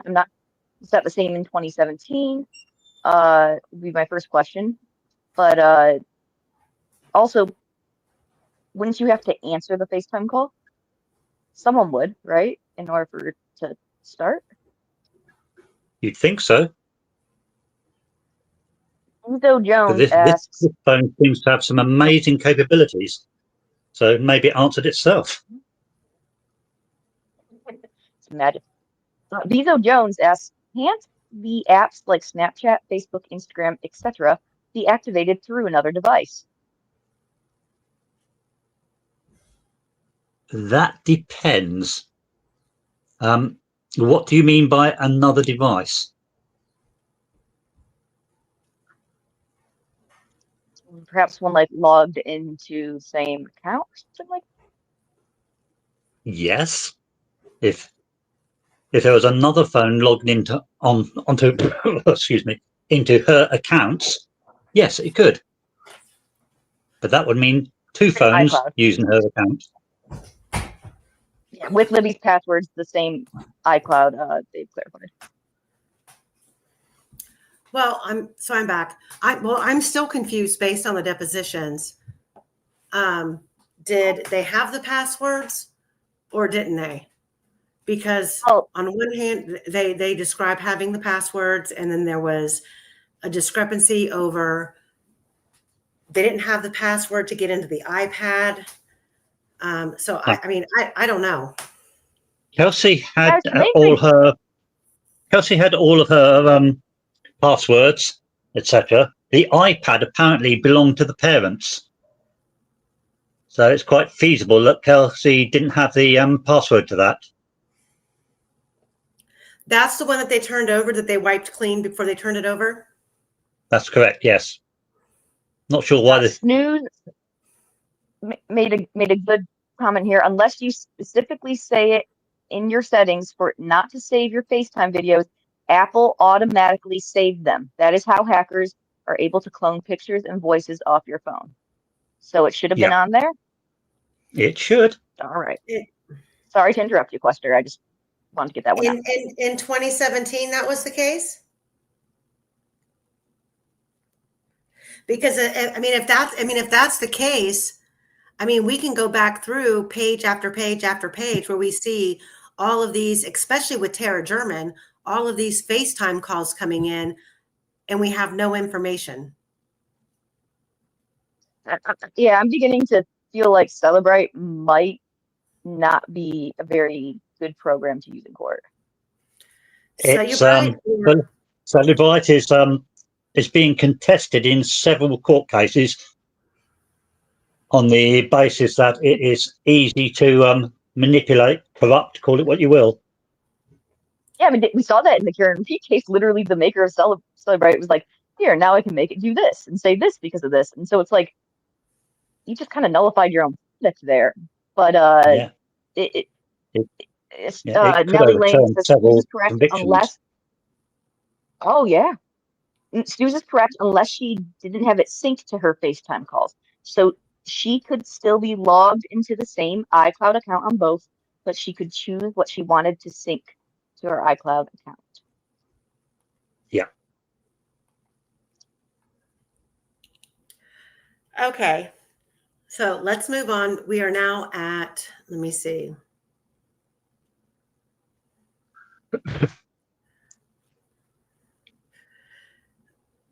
We went through what Eldred said on November 5th.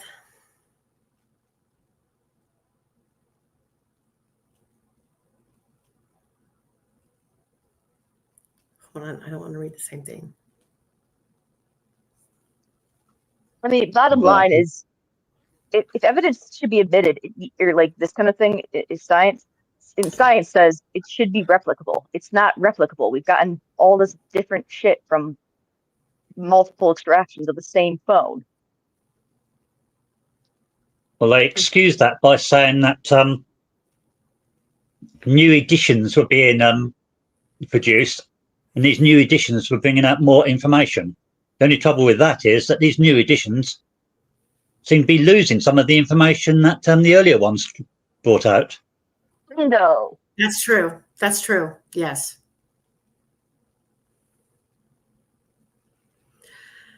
Okay, so I believe that we are now at 4:33 a.m. and 43 seconds. There was an SMS message from AT&T. It's a free message. It says, you can now be located by 765-430-0661. tap the link to join the AT&T Family Map. And then it gives you a URL. At 4:33:48, we have another SMS message from AT&T that says, you're signing up for AT&T Family Map. Tap the link to verify. Your phone gives the URL, and that's it. Why is she receiving these automated messages from AT&T? The bigger question is confirming that you have to tap the link on that phone, make it work. But the question is, what would generate these messages from popping up? Maybe law enforcement could have had AT&T prompt it. I don't know. Or AT&T won't. Parent account. AT&T won't do anything unless they have authorization. Did the parent account have prompted it? Well, I'm pretty sure it was pulling teeth for law enforcement to get AT&T to even ping the phone. If you recall, Becky Patty claimed that she had been begging AT&T to ping the phone, and they refused. In the meantime, the Find My iPhone app was accessible. Yet here we are. Yeah, so we're getting two totally diametrically opposed stories here, aren't we? Mm-hmm.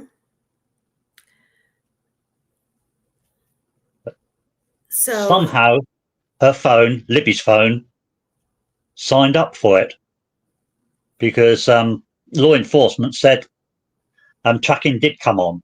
They don't seem to have done anything with it, but they said it came on. And we know they didn't do anything with it because we have all of these external pings from AT&T that have the phone here, there, and everywhere, and 3 hours over by Patrick Westfall's house, and law enforcement never responded to any of the locations. And to go even further, law enforcement that night was saying the phone was pinging all over town. They thought the girls were maybe out living it up, went to the movies, or were, and they had a track record for disappearing in the past, which makes you wonder why the search was called off. And the dogs were canceled.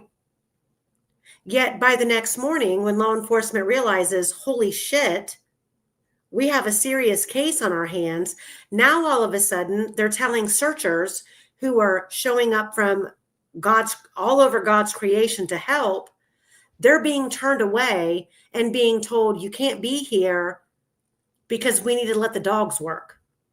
And there were no dogs. There were no dogs. No, Brad German himself, Libby's biological grandfather, with his hunting dog, was turned away. And they were leading him to the crime scene. The dogs were, yeah. And he was stopped.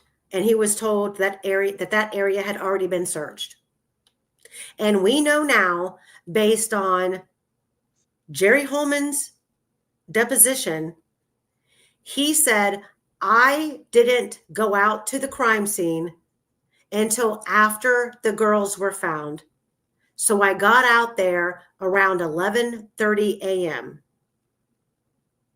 Well, if you believe the rest of the reports, the girls weren't even found until after 12 noon. So if Jerry Holman was informed and got out there around 11:30 a.m. because the girls were found, what time do you think the girls were actually found?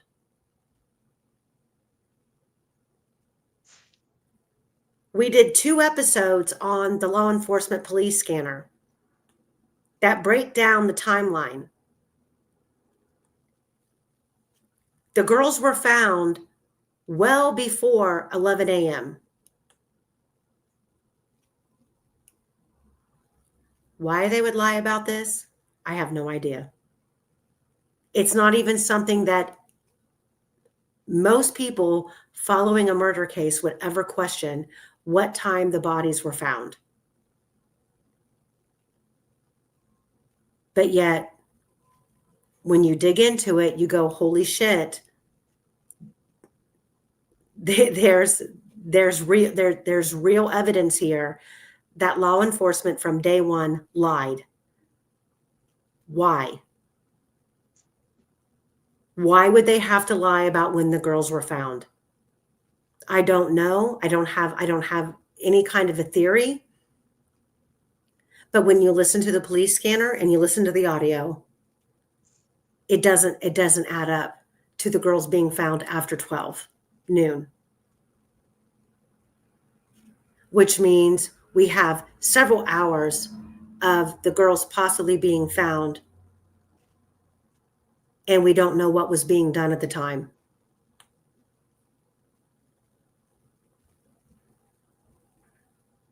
So, I mean, for everybody who thinks that, for everybody who agrees that Rick Allen is wrongfully charged and convicted, you have to look at every piece of this case to understand what's really going on. You can't chalk up, well, this doesn't make any sense. The phone data is the phone data. The GPS is the GPS. They were right there, yada, yada, yada. Just remember, the information that we're showing you right now is a combination of multiple reports from all of the investigators who dealt with the phone data, and it's all combined. That does not mean that the information that we're providing you is the end all to be all. Because what's been piecemealed by Cecil and Bunner in these reports, then you take the AT&T ping report and you incorporate it in here, which Quester did, and you take the FBI report and you filter it in. Then you take the CAS report and you filter it in. There's still a ton of information in here to question, which is exactly what we're doing with the information that we have. This is information that they made available. This is not some, side slob story of anybody leaking information. These lines, these timelines are all from the reports that we have.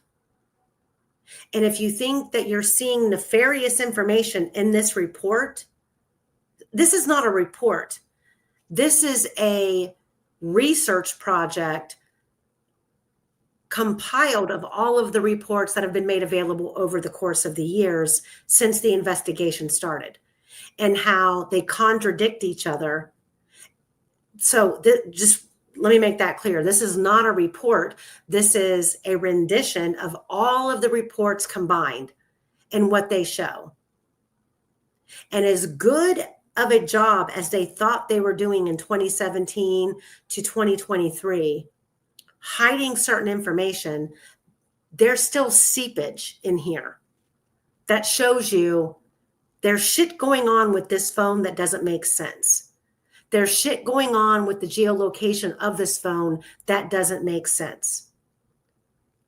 And to chalk it all up as in, well, Cecil's report says this and the geolocations map up. Well, let me tell you something. I can pull up a blank Google Earth map right now and attempt to find the location of where I believe, for example, Abby was on the Monon High Bridge when the 207 photo was taken.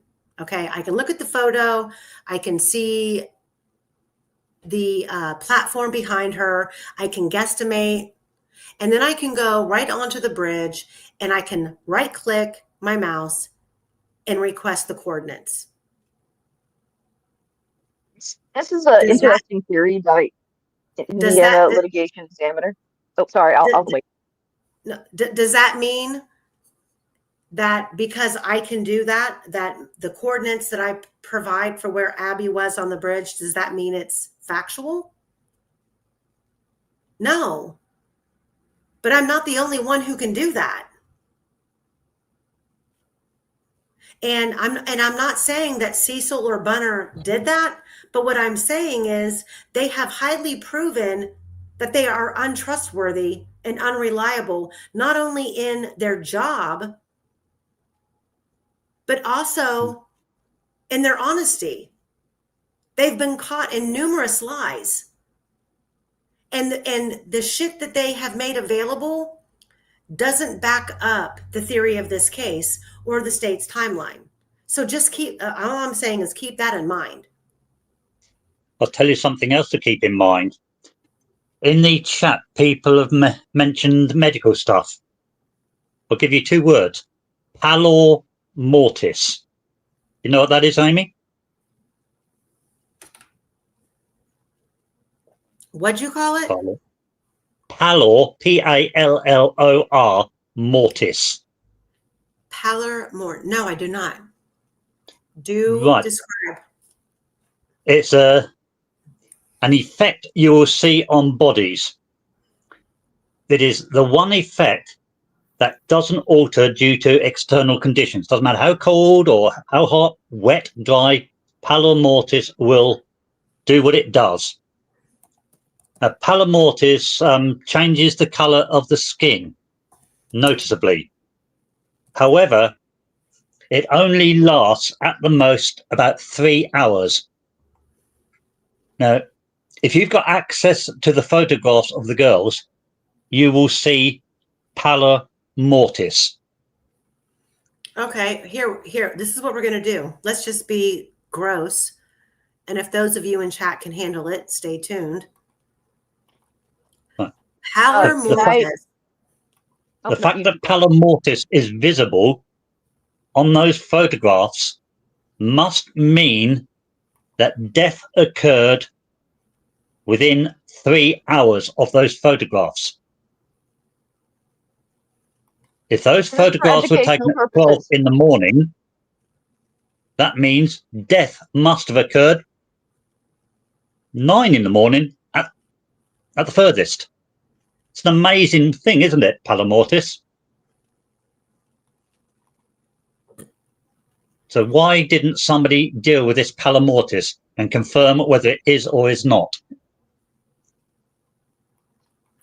These images are for educational purposes. It doesn't seem to me that law enforcement nor the pathologist had any desire to do any type of exerted work to find out what time the girls actually died. It seems to me they went to a lot of trouble to avoid doing exactly that.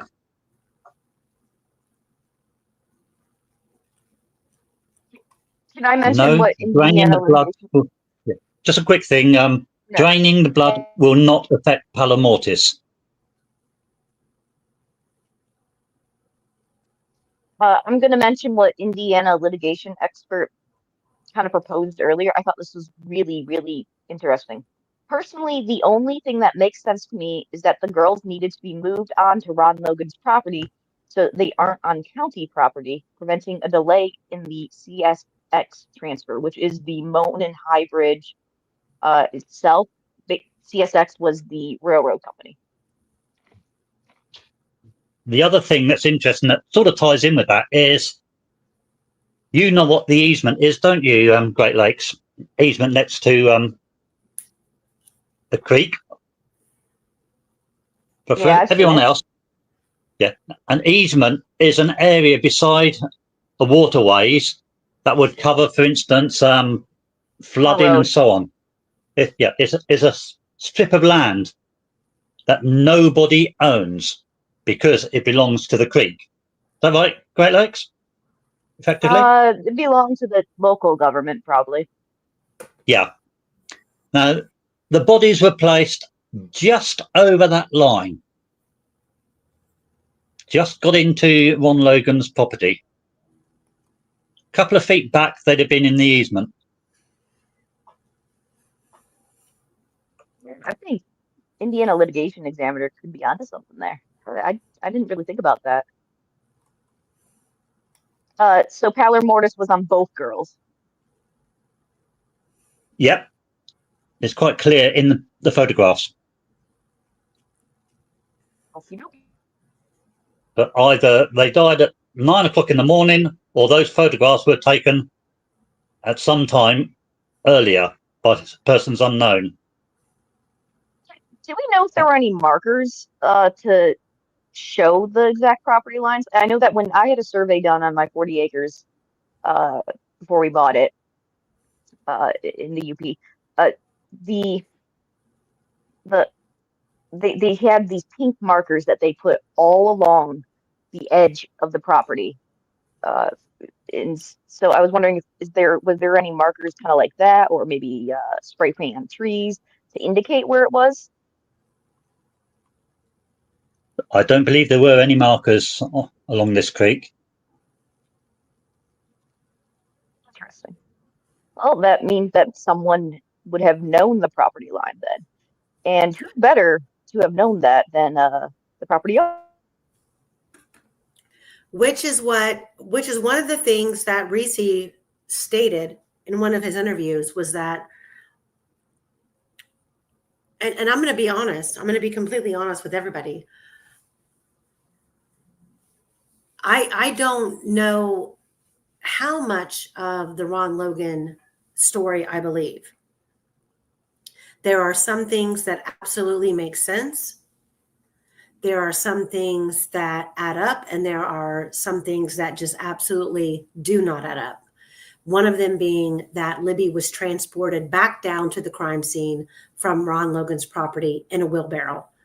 After being out there on the terrain, on foot, there's no way. There's absolutely no way. Not even 7 years, 8 years, 9 years ago, there's no way a wheelbarrow could have been maneuvered down through that terrain, down the hill with a 200-pound dead body in it to the crime scene. That's, to me, that's just not even a possibility. But Reese did say that Ron Logan wanted the girls moved as far out as possible to the edge of his property line, which that is basically where they were found. Where the girls were, if you walked towards Mears, that is, they now have the property line divided by barbed wire fence. I mean, didn't Logan even say if they had been a few feet or whatever it was, you know, in a different spot, it wouldn't have been on my property and my problem, something like that? Yes, but he had, I mean, back in 2017, he would have had the ability, if he was involved, to have moved the girls completely off of his property. But the fact that Reese, being in prison all these years, to even know how close the property line was is just unfathomable. There's no way that he would have known that. So again, I mean, this whole conundrum of what's really going on, it's hard to debate. It's hard to agree with. It's hard to disagree with. I don't know. I will tell you one thing about the alibi that Ron Logan provided, and that's back in my younger years when I was first married, before we had kids, you know, I've always been an animal lover, and we always did different things. My mother was a huge saltwater fish person. She had 2 saltwater tanks in her house. So when I hear that Ron Logan went to Lafayette to buy exotic fish, I don't think that anybody who operates freshwater tanks would consider fish that go into a freshwater tank as exotic.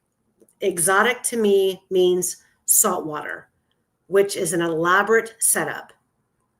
You're talking a saltwater filter, you're talking coral reef, you're talking a massive pump system underneath of a tank. And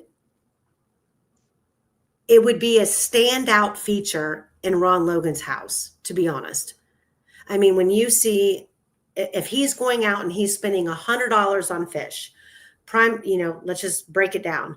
You've got tangs, you've got clowns, you've got lionfish, you have different types of species in the saltwater industry that you can put into a saltwater tank, which are going to be vibrant. They're going to be colorful. And to me, it would be something that would stand out. And we have yet to hear from anybody who served the search warrant if there was even a fish tank in the house at all. No, who just said that he had a tank in his living room when they were there? Okay, but who said that? Because not even the FBI agent that did a deposition could even remember of such a tank. And the photographs that we have from the search warrant don't reveal any photographs from the living room. So where is that information coming from? I have never seen any kind of report where anybody with legal authority or eyewitness testimony ever say that Ron Logan had an actual fish tank in his house, other than Ron Logan himself saying that he went to Lafayette to buy fish.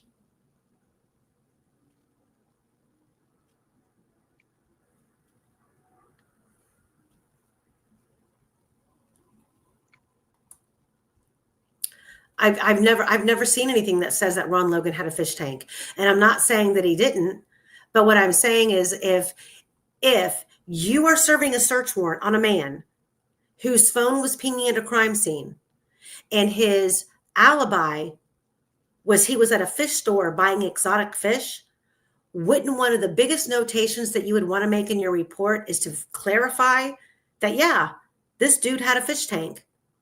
Here are the fish that there's a receipt supposedly that was found in the trash can that shows that he checked out of the fish store at 521 in Lafayette, but we have no broken down information of the receipt of what was purchased.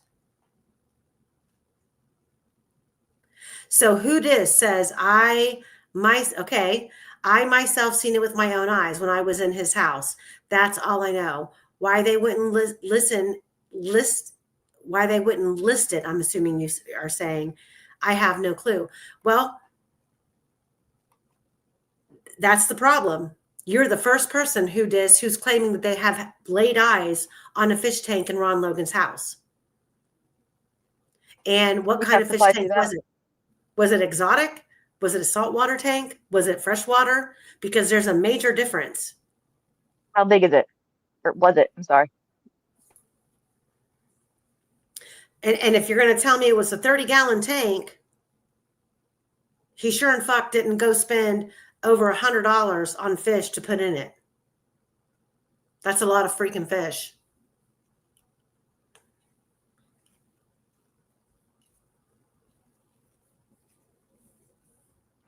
It could have been feeder fish. That's what they're saying. It's like a fish that you feed to your bigger fish.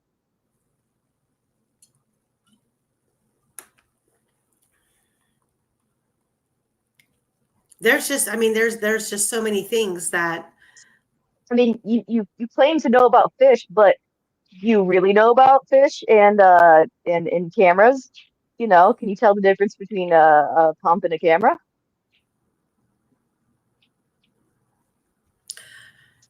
A trail cam? So who just says it was fancier than a regular tank? I've had regular fish, but I'm not a fish whiz, so I can't say what kind of fish were in it. Okay. Could you pick them out from a lineup? Can you remember the pump system? That'll tell you. Well, depending on the setup, like a lot of fish tanks are set up to where the pump is put down underneath the tank and it's like in an enclosed cabinet. So they can look like trail cams. The fact that who this is verifying that he had a fish tank, but the FBI agent who wrote the search warrant and listed in her search warrant that the alibi that he gave going and buying exotic fish was possibly false, you would have thought would have had the inclination to go into that property first and foremost, verifying, did this dude even have freaking fish? And she didn't do that. When was this sighting that Hoodis did? When? Because I'd be very curious to know when they had seen this. Yeah, Hoodis. Do you remember like what year you were in his house?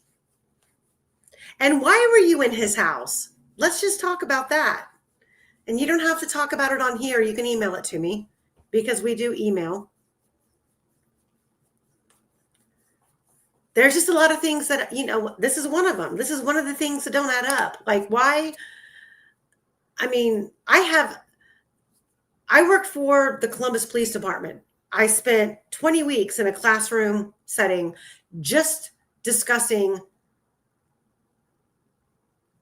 the 10 code and all of the semantics that go involved with dispatching, call taking, 911, leads, comm channel.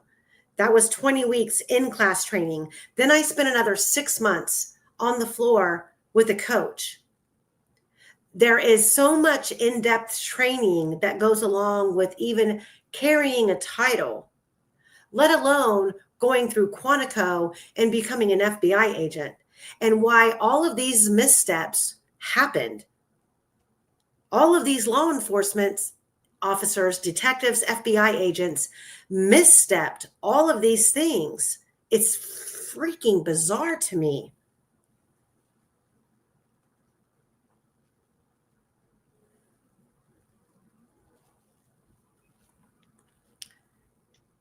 I have, you know what? That's a good question, Agatha, Christy. I have talked to the ex-girlfriend, AKA the one Wasn't who. there a long time in between There was a long murders time in and between. when she was with him?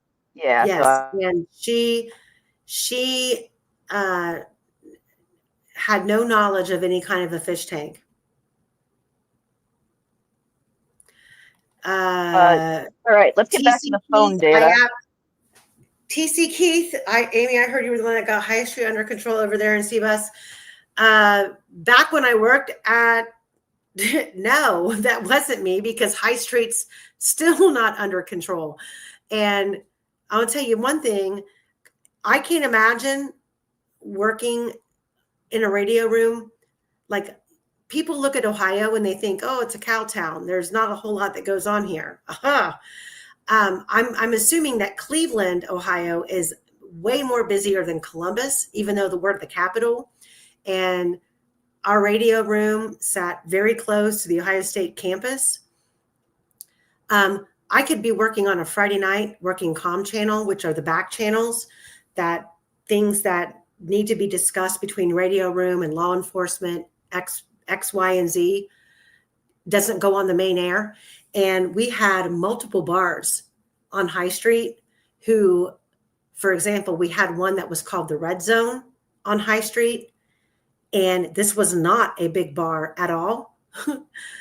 We would have 23 officers call in on the comm channel to register their walkies because they were being hired as off-duty security. And we were all like, any bar that needs 23 special duty officers needs to be shut down. That was just one bar. So I can't imagine a city like Chicago, New York, all of those places. So yeah, no, Keith, you're funny. I was sitting there at the comm channel like, oh my God, shit's about to go down. And every Friday and Saturday and Sunday, it did. It was from 1 o'clock in the morning until about 5 o'clock in the morning. The busiest time in the radio room was during my shift. It's crazy. So Julie says, I think Hoodis was in there in 2018. Okay, but wasn't he in jail in 2018? Not second guessing who dis. I'm just saying. Yeah, no, I don't recall. No, B. Jones, we have no search warrant return on anything from Ron Logan's property. We have no idea what they took. We have no idea what they found. We have a small amount, a handful of pictures that don't show anything except for a remodeled bathroom. That's it. In a house that was in disarray. In a bedroom that had probably an inch thick of dust on every orifice of furniture. That's it. Oh, that's not the best word to use right there, my friend. Inch. Let's just put every. Huh? You know what? Never mind. Just orifices, surface. Yeah, I just wouldn't have used orifice to describe furniture. Is all I'm saying. It just. Well, I would describe it to his house was disgusting. Well, I'm not going to go pulling anything out of Ron Logan's orifices. Oh God, that doesn't count as your funny word, by the way.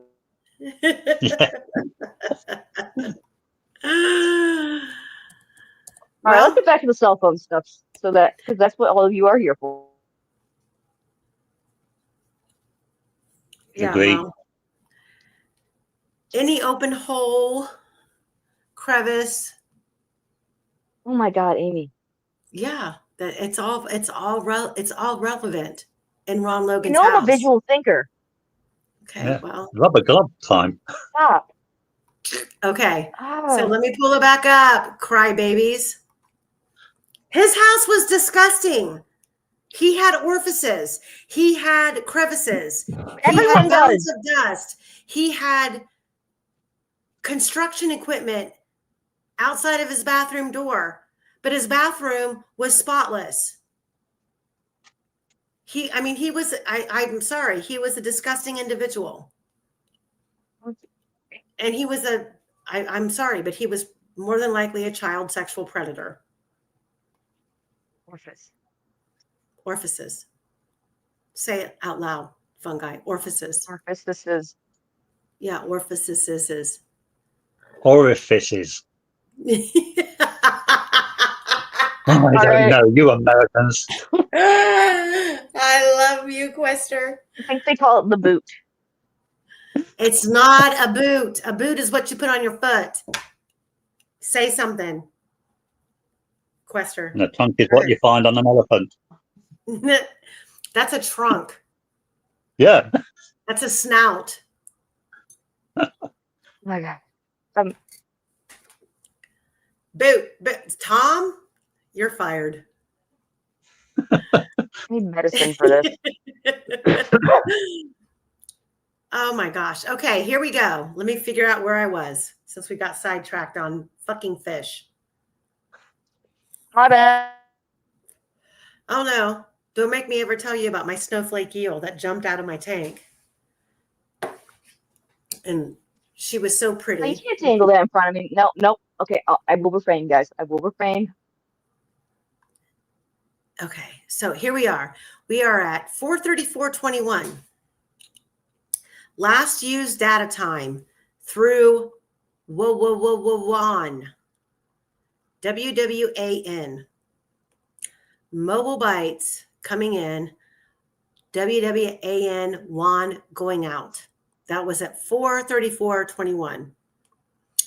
Quester, do you want to remind everybody what the WAN is? WAN is a system which allows you to extend your Wi-Fi masses. It's normally used by business and so on, for instance, keeping in touch with their trucks, delivery trucks, that sort of thing. It's an extremely expensive facility. It's not the sort of thing that the average schoolgirl would have. Now, it could be something that Becky might have, seeing as how she's got so many rental houses all around, and she sends her a man out to take photos of them regularly. Maybe she got that so she can keep in contact with him. Though I would have thought it'd be a lot cheaper just use the phone. So do you know the difference between, so for example, if we know Becky Patty had the appraisal business, she still has the appraisal business and has been doing it for years. Would this be like, first of all, do you know what just for one phone, let's just say hypothetically, she had a business out of her personal phone, for the person that's going out doing photographs, she would hand off the phone to take with them. Do you have any kind of an idea of what WAN would cost for that one individual device? It's not per device as far as I know. It's just a system. If you've got the login with the Wi-Fi login, any amount of phones could use it. So that's my understanding of it.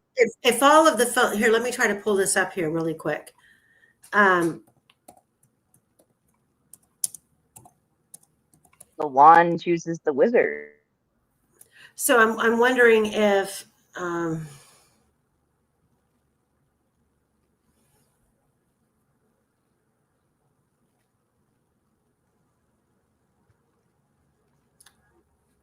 going to type in cost on this. So it would depend on her plan and how many phones were accessing it. And according to the hardware costs, and it's called WAN cards, and it varies based on the capabilities, 4G versus 5G, brand compatibility, Dell, HP, etc. It would range, wow. Yeah. Between $150 to $200 per device. Do you think Becky would be buying it? Where'd she get it? I don't know. I'm sorry, repeat yourself.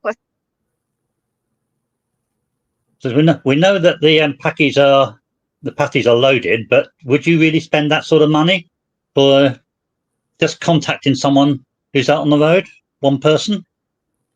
But I mean, clearly based on the phone data, they were utilizing it. Otherwise, why would it go up? Well, Libby was, yeah. Well, that phone, which leads me to believe the phone that Libby was using that day. You're breaking up. I said, if you believe the phone. Oh, there you go. Sorry. If you believe that the phone that Libby was using that day was Libby, the teenager's phone, or was Libby using a Becky Patty phone that had WAN enabled on it? Well, if she was using the one with WAN enabled, I would have thought Becky Patty would know. Well, all we do know is that at 4:34 a.m. and 21 seconds, WAN was used, incoming and outgoing. And it looks like at 4:34 a.m. and 21 seconds, com.apple music Wi-Fi bytes % and received through the Knowledge C. Is there any reason to believe that the apple.music Wi-Fi bytes could be misconstrued for musicality that Snapchat used? Or was this Apple Music separate?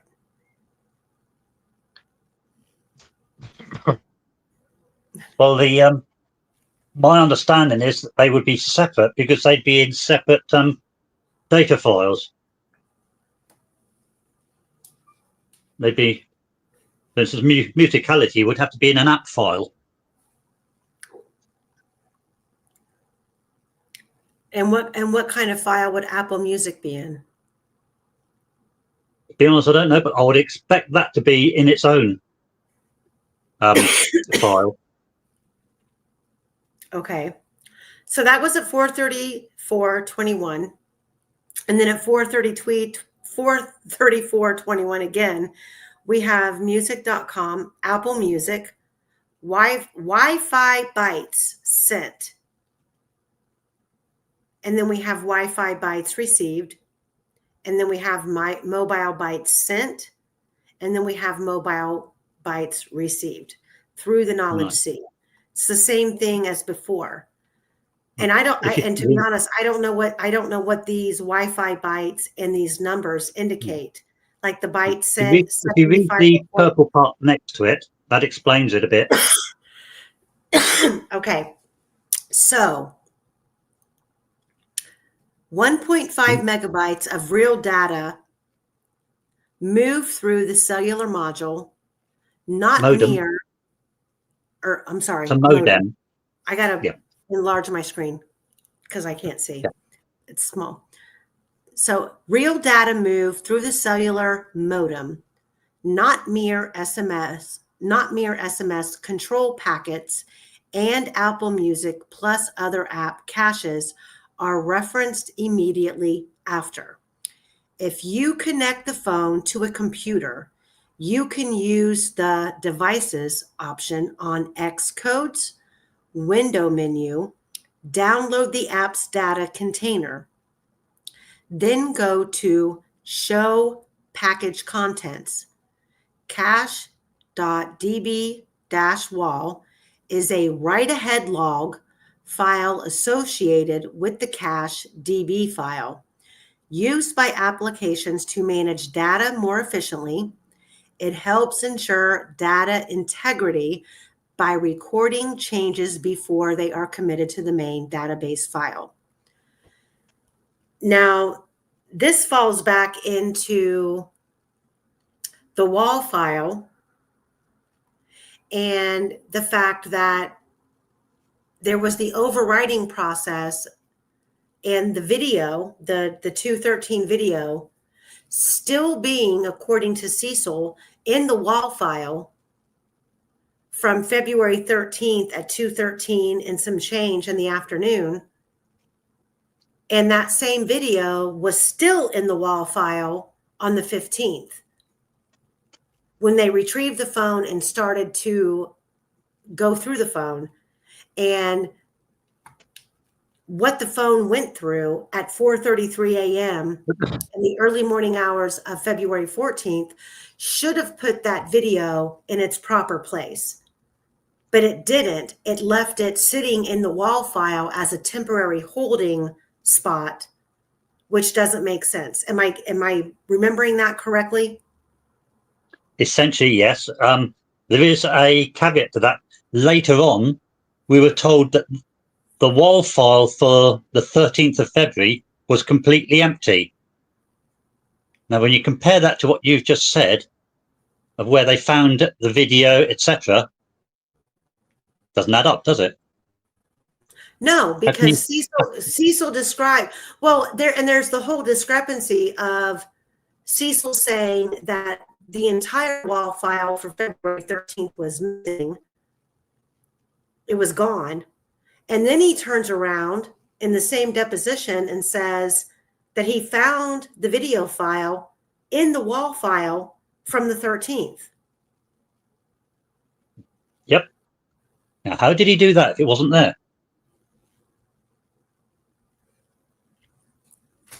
And so frustrating. Okay, let me keep going. I mean, the real answers have to come from a real forensic phone data expert. We're just providing you with layman's language of what we're seeing in these reports. And that's all that we can do, to be honest. So let me see.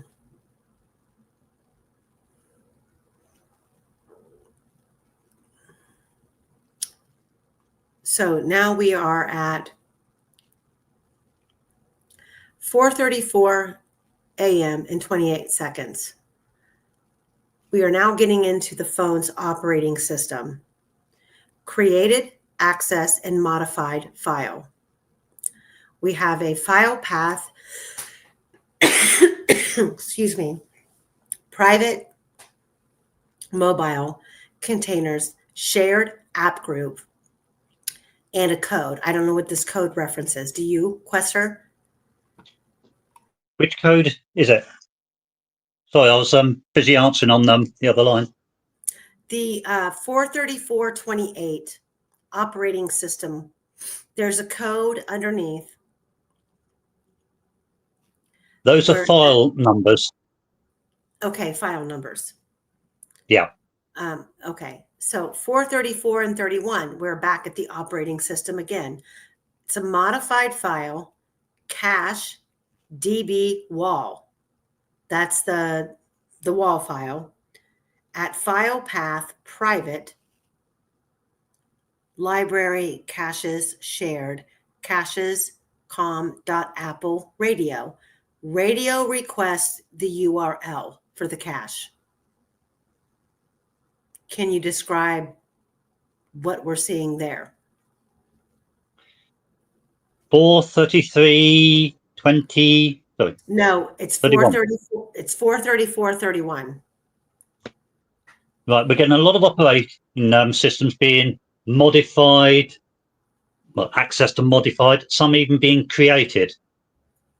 Now, this is all heavy-duty operations. We'll start with the fact that this requires a lot of power. The phones are designed with a self-preservation system in them, that when their phone gets low, they will not do heavy-duty operations. There's no way this phone would have automatically wanted to do these. At this 4%. Had to be, at 4% battery. Yeah, there is no way it would have automatically chosen to do any of this. Furthermore, it would have needed something to kick it into believing it required to do this. The only way you can kick it into believing that is to turn it on after a major crash, or turn it on and put a new SIM in. As you can probably work out from that, both are manual operations. So yeah, I mean, I agree, but so let me ask you this. Would plugging the phone in to a computer with a unstable charge of 4%, where the phone is on the verge of shutting off, and according to Cecil, it's striving to stay alive to provide the best services it could possibly provide to its operator, because the phone doesn't want to let a human being down, according to him. Would plugging the phone into a computer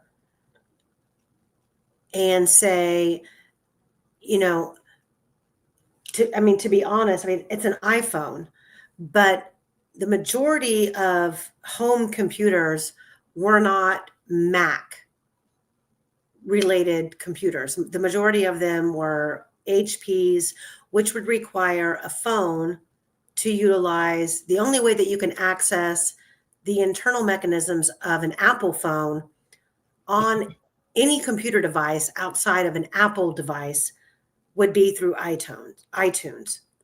So could these operating system updates be done just by plugging the phone in to a computer, would it stabilize the battery charge enough to kick in these operating system events that we see here?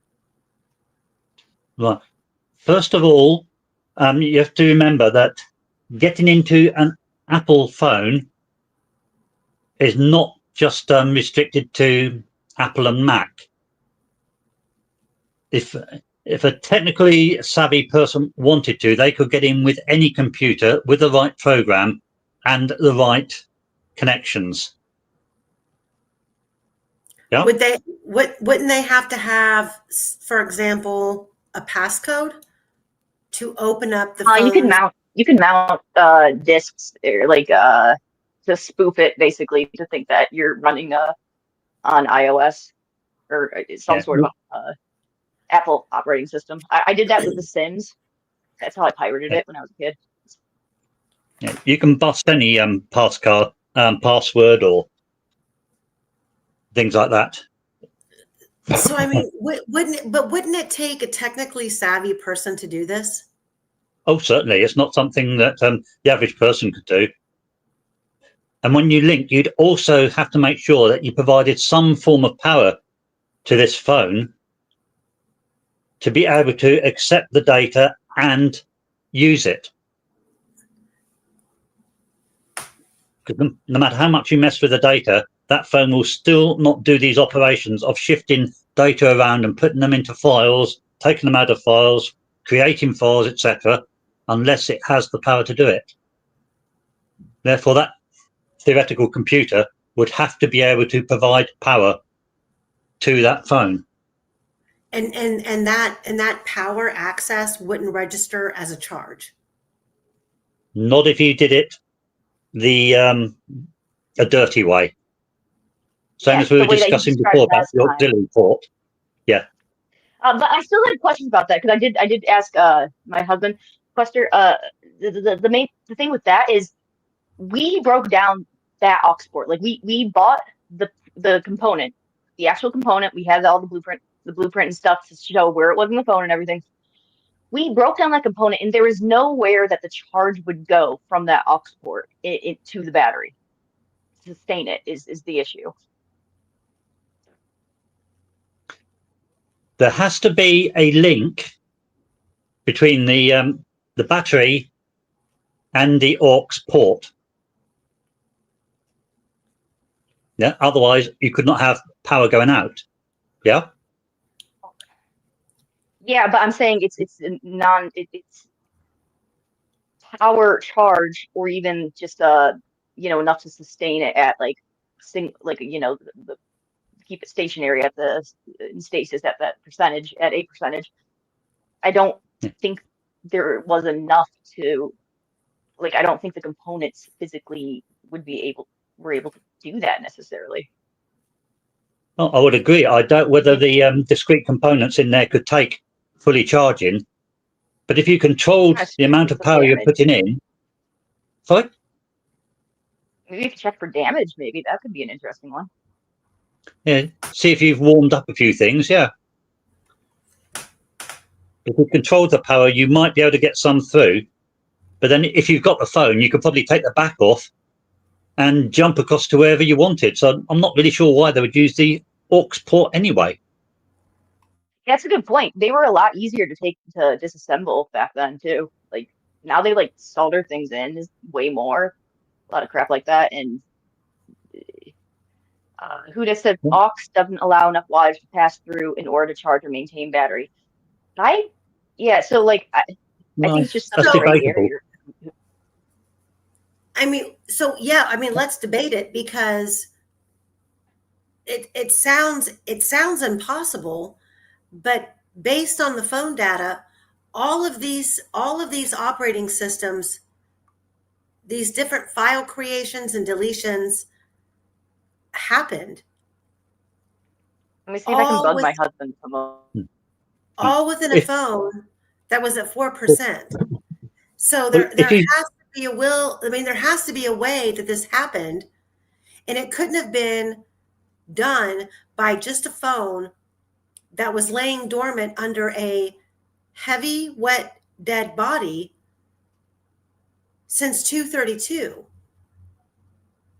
That's the bigger hurdle that we have to get around, is how all of these operating system creations and uncreations happened.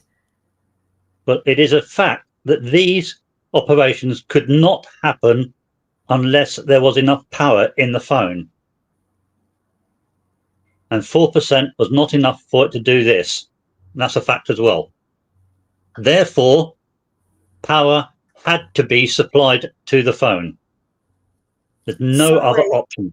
Some way, somehow. Yeah. And no, you can't do it remotely because you can't put the power in remotely.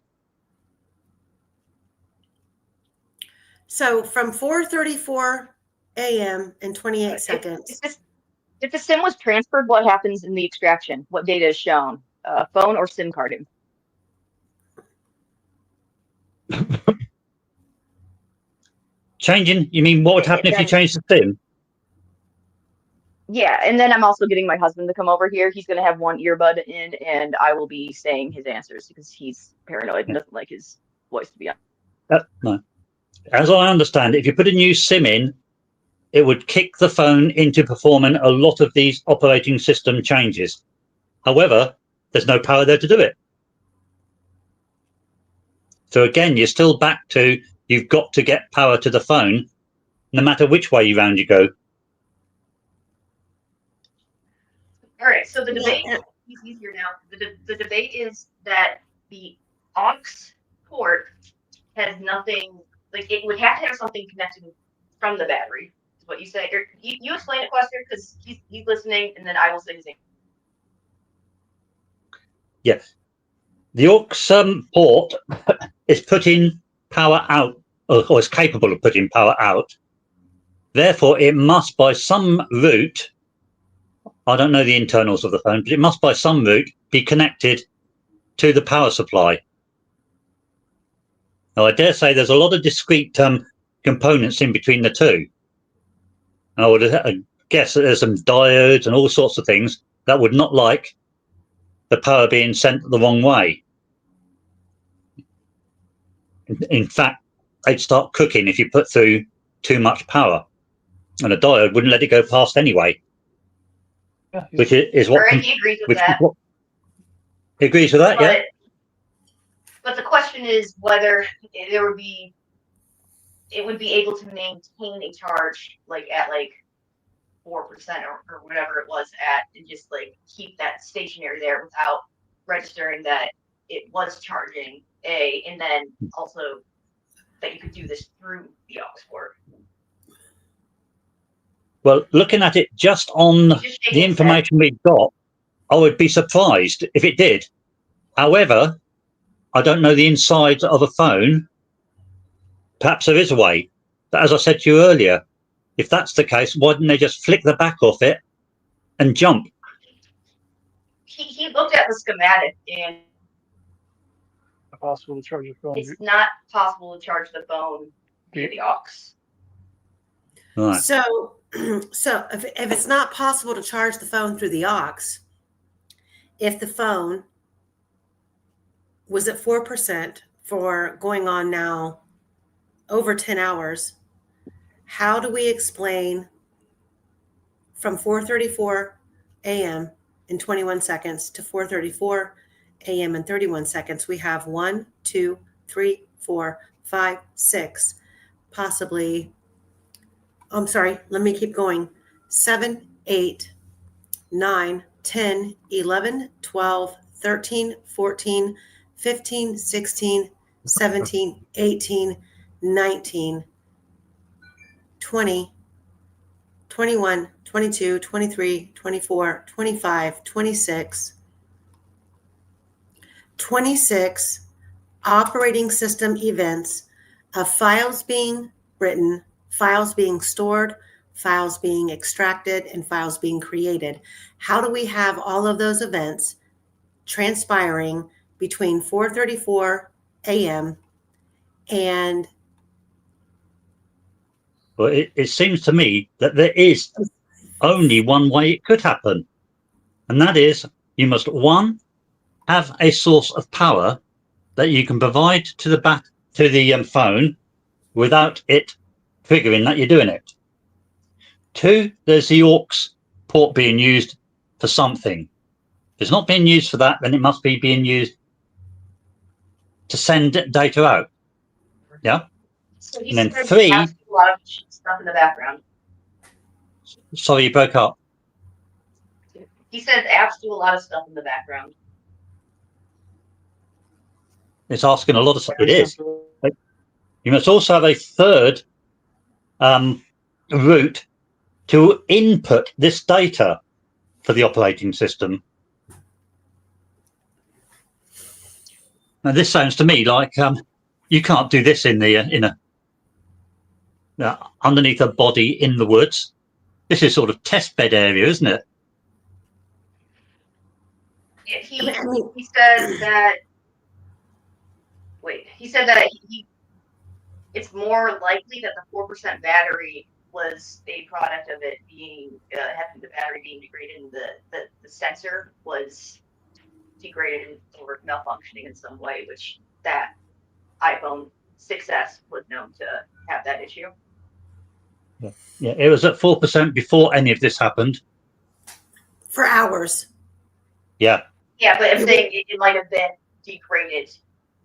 That's why it was there, and then it just held there because it was reading things incorrectly when it actually made it add more.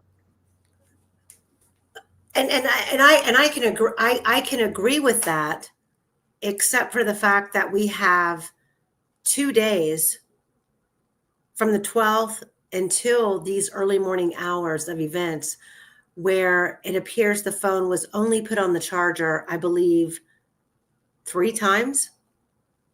And none of those charges ever brought the phone up to a 50% charge rate. And we saw it was like 87% at one point, right? Yeah. I thought on the 12th. I don't recall it ever being at 87%.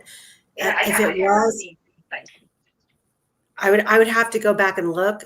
But if it was at 87%, it would have had to have been in the early hours of the 12th. But the phone. Yeah, but I mean, the point is maybe the bad. Sorry, I'm sorry. I know I'm cutting in, but he has to go back to work in a sec. So I'm just trying to get this from dust. His point is that maybe those entire time, like throughout the entire thing, because it only might reset that sensor when the phone itself turns off and on. And it didn't turn off and on at any point because she always would charge it before it got, before it turned off. So he's saying that what if the sensor was just malfunctioning the entire time, thus causing all the really erratic, kind of non-linear drains in battery? Because, there's some periods where a lot of things happen, but the battery didn't go down and some things didn't happen, and then the battery goes down a shit ton.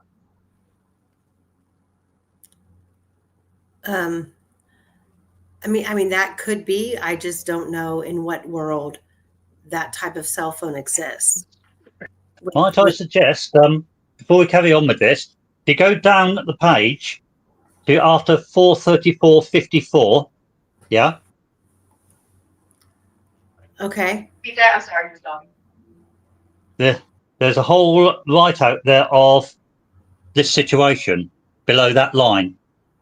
So I'm at 434.54. We have the operating system's modified file, cache DB, SHM at file path private.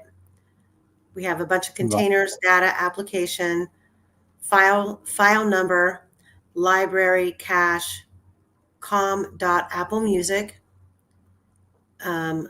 We have another one, which is the same. It's after that line. Further down. After 434.54. Yeah, you see where right at the top it starts when an iPhone rebuilds. Yes. Okay. So when an iPhone rebuilds multiple cache DB files and preferences across the App Store, music, radio, CloudKit, and call history, in a few seconds, that indicates a global refresh or a reassociation event. The kind of cascade typically occurs when 1, a new SIM card is inserted, then iOS rebuilds carrier and app caches for the new subscriber ID. Or 2, full restore or profile update happens, or the phone is connected to another system, lightning cable or computer, that triggers a sync handshake. Could this long list of power-hungry rebuilds and data transfers happen automatically without human intervention? Yes, but subject to strict caveats. When the iOS logs WAN in and out, counters like these, it's recording actual data transfer, not background handshake noise, which suggests the phone was online long enough to send or receive meaningful data, not just ping. That apps with network privileges such as Music, App Store, iCloud resumed normal behavior, and that the system's now playing or Apple Music background services initialized, an event that normally occurs after login, restore, or SIM swap. It doesn't happen by itself. Somebody either unlocked it or unplugged in a data source that forced the OS to rebuild caches and synced. It can't happen spontaneously on an idle, buried phone. The OS does not small maintenance rights when sleeping. If the power is available, but not wholesale cache rebuilds across multiple system apps at once, such rebuilds primarily affect records of application usage and notifications. Instagram being one particular app affected in several places, and there is a scarcity of Instagram events after February 12th on Cecil's list. It is also interesting that files used to store log data for forensic analysis were created too. The low battery level at the time precluded the phone starting such involved power-hungry operations. If a phone is under a body and soil, vegetation for 22 hours, you'd expect total RF blackout, no tower or SMS events until moved or uncovered. Thermal drop in accelerometer silence consists with a stationary object, plus no hardware access events, no plug-in, unplug logs. Yet the lists show hardware insertion from 5:45:24 p.m. and removal at 10:32:24 p.m., both of which require human contact. Reconnection bursts at 4:33 a.m. to 4:34 a.m. with SMS and family map traffic, which means the phone's antennas briefly reached open air. These are not consistent with 20 hours of burial beneath a body. If the phone was under a body and dead, these logs are impossible. Furthermore, the 4:33 radio burst shows renewed signal propagation. If it were under a body the entire time, that would be impossible too. Cecil's deposition in 2024, SimCon was a tool that I used to just look at the SIM card, but I didn't generate a report. I just noted that I used that to look at the SIM card.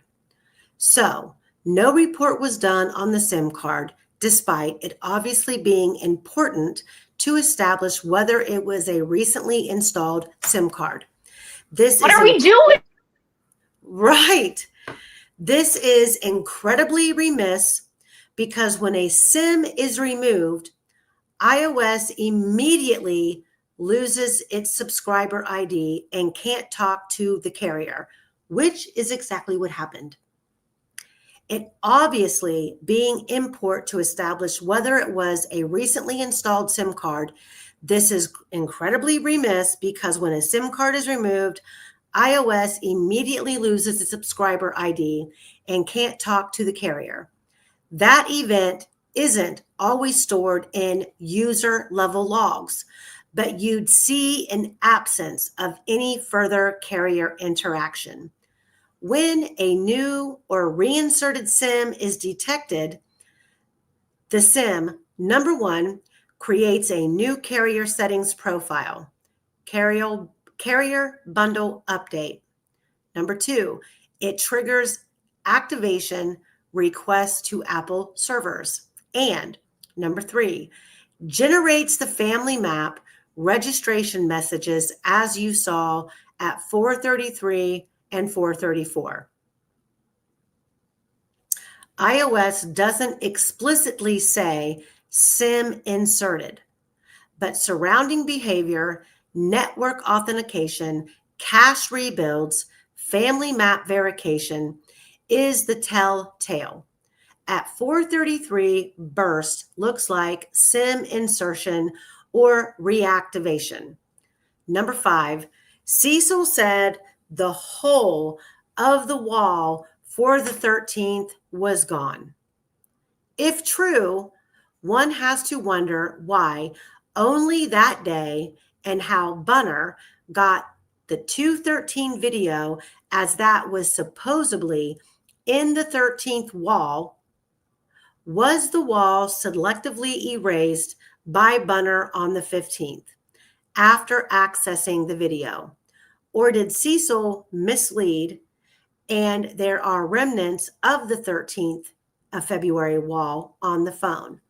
His list holds wall entries from the 13th, which certainly contradicts his claim that the wall was empty.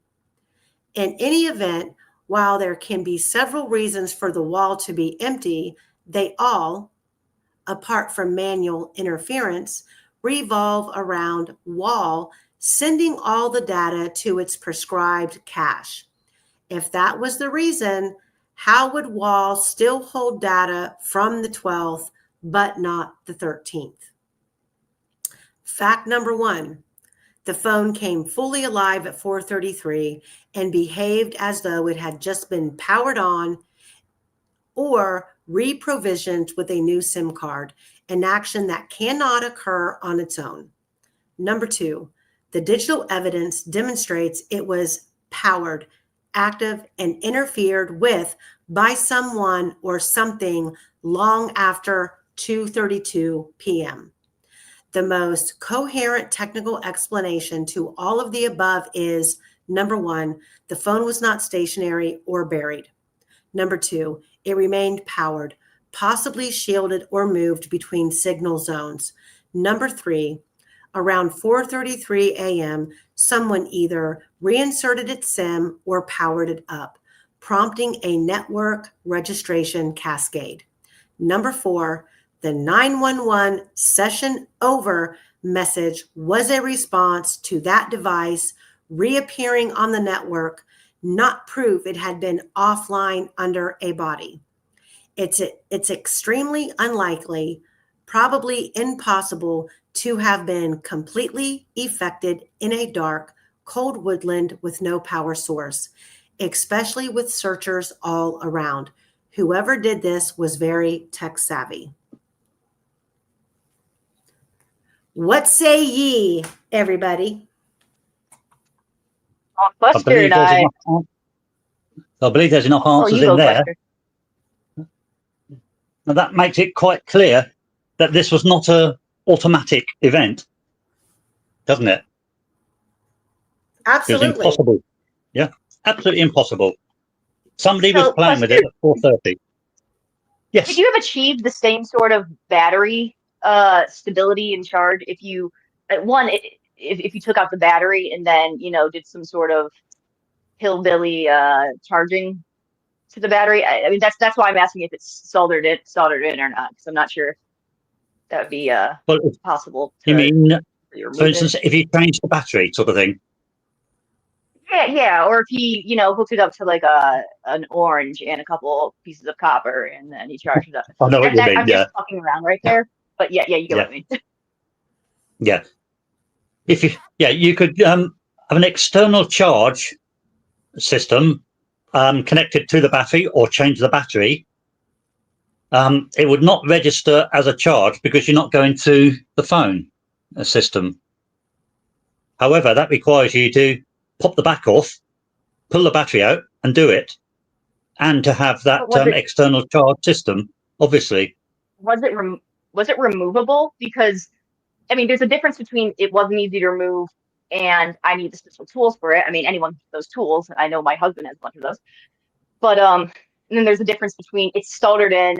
There's literally no point where I can charge it unless, I am somehow able to remove a part that's been soldered in, which is not an easy.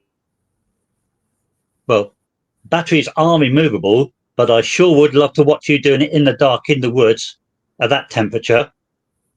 Yeah, That would be something to see. That's always But why been. does it have to be in the woods? Why? Why would it have to be in the woods? Well, it couldn't. You'd couldn't. still find it awkward, even in a lit room. It's not that easy to change a battery. And that's why.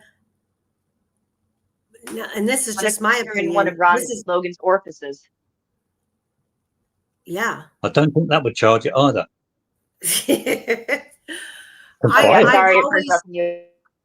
From day one, when the phone data started to become an issue, I have always felt, and to answer your question, I don't know who asked it, but Libby had this phone that was found was an iPhone 6S.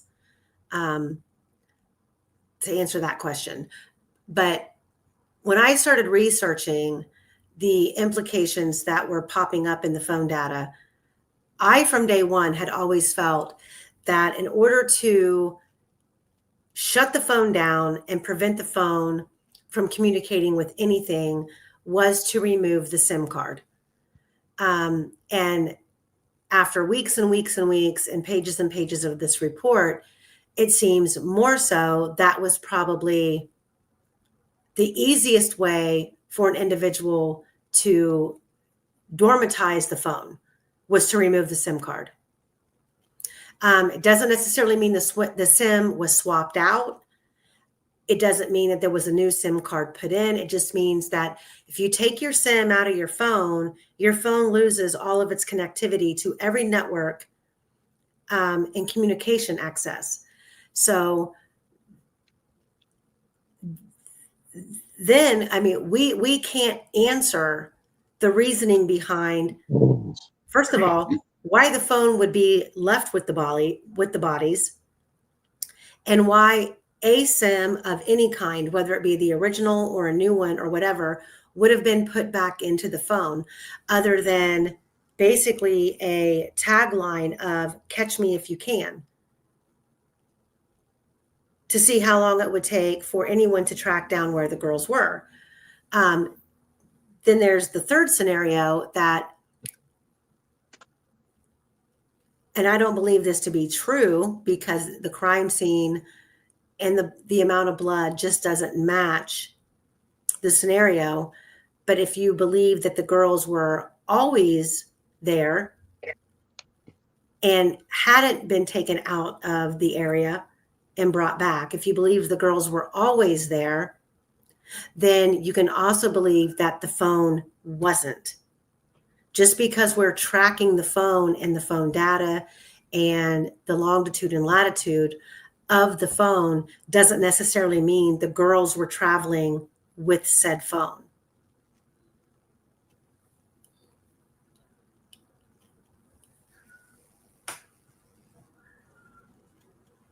And Shaboogies, basically, you're saying basically the battery percentage doesn't matter because it was showing the wrong percentage. Again, I mean, it's like with anything else in this goddamn case. If it can go wrong, it's going to go wrong. This is the bionic phone. And the state only wants us to believe the very small portions of this phone data that fit their narrative. The rest of it is all, a conspiracy theory, and it doesn't mean what it says. And I don't believe that, because we've traveled through the journey of this phone data from the 12th until now. And we know that the phone was indicating low battery before the girls even left the house. It went into low battery mode, preservation mode, before the girls even left the house. And if you believe that Kelsey German drove the girls from the property of the Patties straight to the Monon High Bridge, you're talking 10 minutes. So in low battery mode, The phone got literally a 10-minute charge before going out on the trails. And from that point on, the phone underwent massive incoming information. The phone was digesting FaceTime calls, voicemail messages, text messages, incoming calls, Snapchat interactions before the girls were abducted, the 213 video. All of these things were transpiring on a battery that ultimately, let's just say hypothetically, by 5 o'clock, there's reasons to believe it was earlier, but by 5 o'clock p.m. on the 13th, the phone battery was at 4%. And I don't know what other indicators in the past 2 days in this phone data signify that the phone was misproducing the battery level, because we're not seeing the phone being charged up to par to take it out on the trails, where the phone's going to be constantly searching for a network connection, trying to connect to the tower just to provide the phone with cellular data to be able to communicate with any of the apps that Libby was trying to communicate on.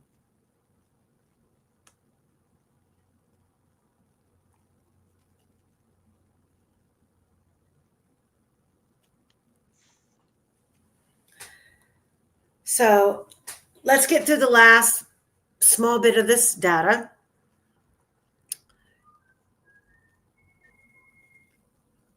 So now we are at the CAD report, the final information that we have in the phone data. We have the CAD report at 4 a.m. or 4:51 a.m. in 35 seconds. Libby had an incoming AT&T ping that hit on the Wells Tower that was not in the expert's report. At 5:08 a.m. in 41 seconds, another ping hit on the Wells Tower that was not in the expert's report. And those pings go through to 5:21. This came from Michael Osbrook, and the CAD report shows successful pings all the way to 5:21 a.m. on February 14th. So that means, based on the actual phone extraction information that Michael Osbrook has, he shows there are pings through 5:21 a.m. that were successfully pinging the phone. The phone at 7:16 a.m., cell site or timing advance estimate, source of data radius, AT&T cell tower data, with the radius estimate of approximately 3 to 5,400 yards. The first ping on February 14th sent by AT&T with no response was included in the fourth Franks motion based on the newly discovered evidence. You can find that on page 3 and 4 in paragraph 13. At 9:33 a.m. and 45 seconds, AT&T reports location of phone at the longitude and latitude here near Patrick Westfall's house. And that's within 2,500 meters, and that's not in the expert report. Pings at 9:46, 10:01, 10:16, 10:31, 10:46, 11 a.m., 11:16 a.m., 11:31 a.m., and 11:46 a.m., and 12:01 p.m. Cell site or timing advance estimate, source of radius data, AT&T tower, result, no responses. At 12:16 a.m., cell site or timing advance estimate, still no response. And on February 15th, 2017, Libby's phone at 3:06 p.m. in the afternoon, Cecil said Bunner shut the phone down on February 15th at 2017, which would have reset the power on-off log. What are we doing? Defense asked, "We will never know exactly when the phone powered off." Cecil agreed. The phone's last activity was 4:34 a.m. on February 14th. Cecil's deposition in 2024 said when he received the phone, Wi-Fi was turned off and airplane mode was on. And that's it, folks.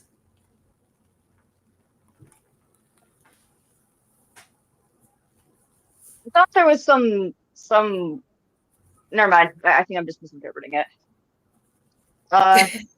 Yeah, no, but the appropriate action would have just been to literally put the phone into airplane mode and not manually turn it off, correct?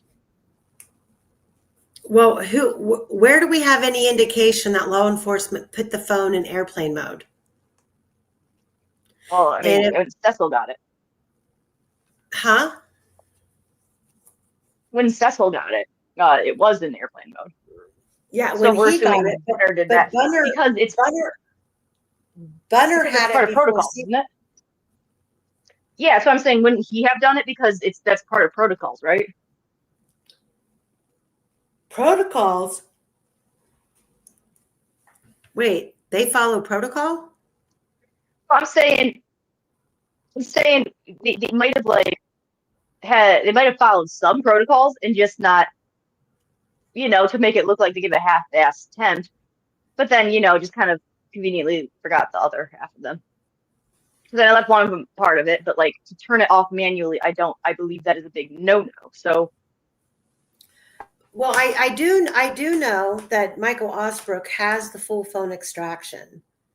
And he said not all of the power on and power off logs were erased.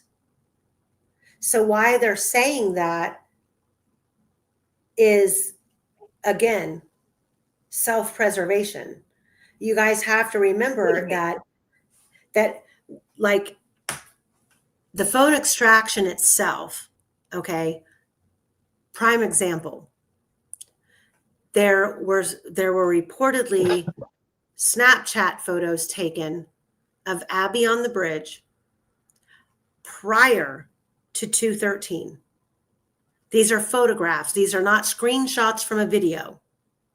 These are not misconstrued photos from inside the vehicle on the way to the Mears lot. This is between 2:51 p.m.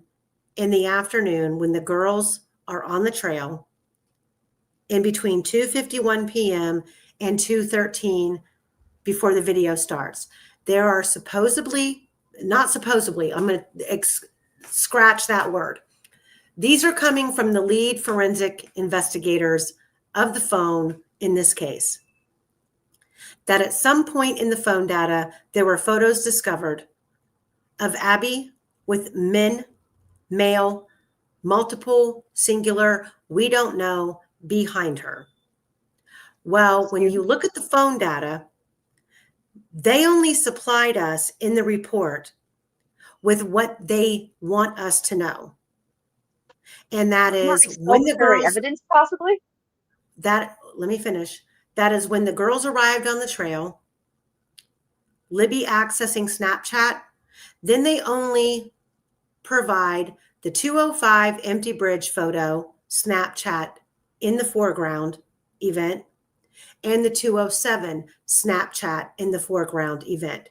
Let me remind you, these are Snapchat in the foreground events. There are no indications that there were any photos uploaded on Snapchat.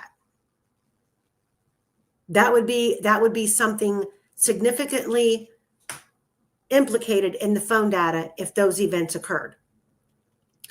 Sorry, I'm just livid right now.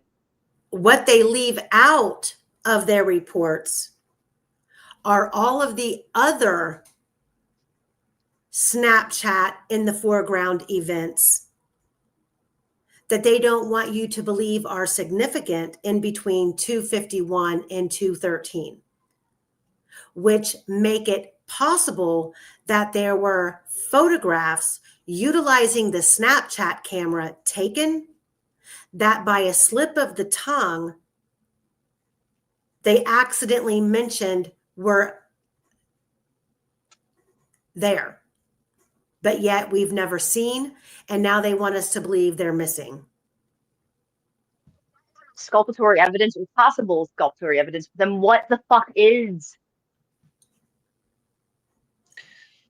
Well, 3 of those are supposed to have been on the trail showing a man walking behind them. If that's not exculpatory evidence, I don't know what the definition is.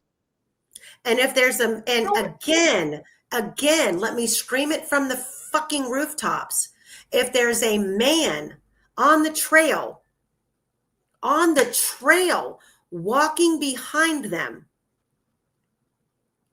who the fuck is the man standing on the first platform that Betsy Blair is looking at? Because she doesn't run into Abby and Libby until she turns around and walks past them. They can't both be right Richard now. Allen. Can't both be Richard Allen, can they? They can't both be Richard Allen. And would that explain, let's just be blatantly clear, would that explain why all of the video interviews of Betsy Blair have never been provided?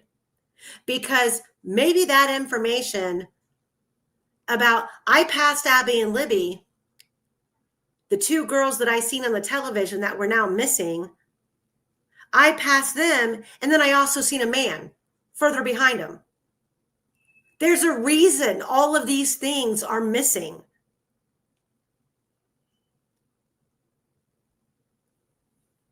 You can't hear it, but I'm throwing things. It doesn't make sense.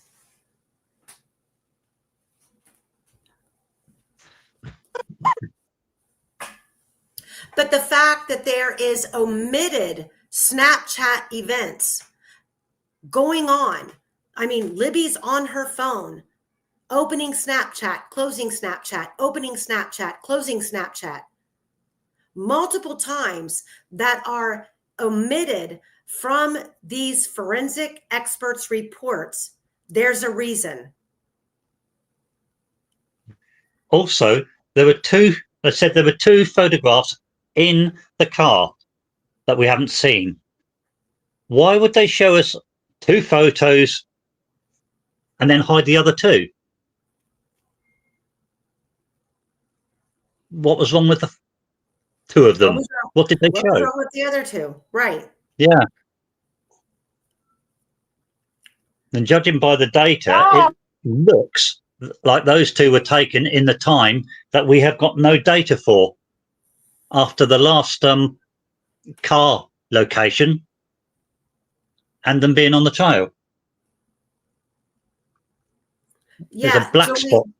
Sorry, yeah. Yeah. If I said Julie, if I said 251, that I was mistaken. It was 151. The girls, we have geolocation of the route that Kelsey took until I believe 144 and some change. We do not have the final geolocations. We only have the girls then appearing on the trails at 151. And they spend a good amount of time in the same location. And if you want to believe the experts and that everything lines up, A, B, C, D, and E, then you have to question how the girls are way back before the midway mark between Mears and the Monon High Bridge. Their final geolocation puts them there at 2:05 and 8 seconds. And at 2:05 and 10 seconds, we then have the empty bridge photo that they claim Libby took on Snapchat.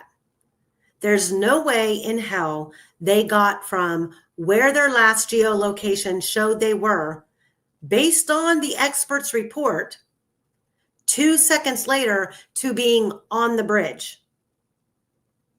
That does not, it doesn't make sense. It's not even 2 seconds, because that's when she posted it.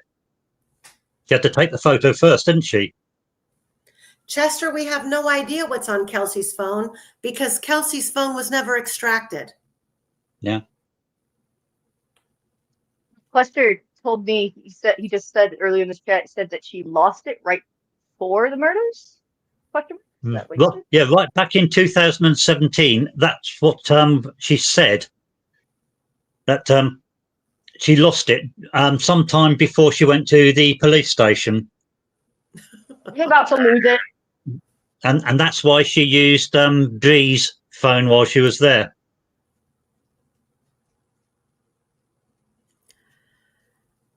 There's an awful lot of things that say to me, like, Yeah. like No. who was using it after that. Amy, I noticed that you said that Libby apparently took the empty bridge photo. You used the word apparently. Can you tell me more about that word apparently?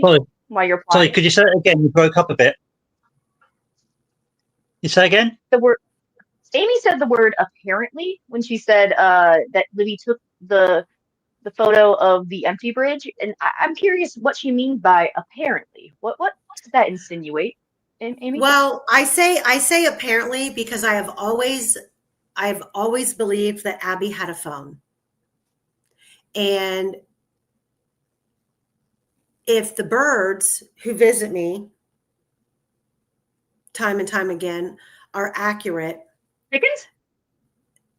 They could be, or they could be pretty little yellow canaries. I'm not sure. But well, we're again in the realms of, remember, this data is all the phone, not Libby. It's not Libby, right? So if, for instance, you posited that the bridge photo was taken by phone X, right, using the same account as Libby's phone. And why wouldn't have? Wait a minute. Becky. Let me say this. There is information that's within the discovery that states that there are 3 phones notated at the south end of the bridge at approximately 2:13 that all appear to be on the same account. 3 phones. So you can look at this in multiple different ways. Abby had a phone. Libby had 2 phones. Abby had 2 phones. Libby had 1 phone. Or there was a third person with Abby and Libby, and they all 3 had a phone. But there are 3 phones that at some point throughout the investigation, someone pointed out there were 3 phones at the south end of the bridge that all appeared to be on the same account. None of them were RAs. None of them were Rick Allen's, correct. So that excludes the unknown devices that were moving in and out of the crime scene across the creek. Prior to the girls even getting to the bridge and leaving the area immediately after the auxiliary cord was put into Libby's phone.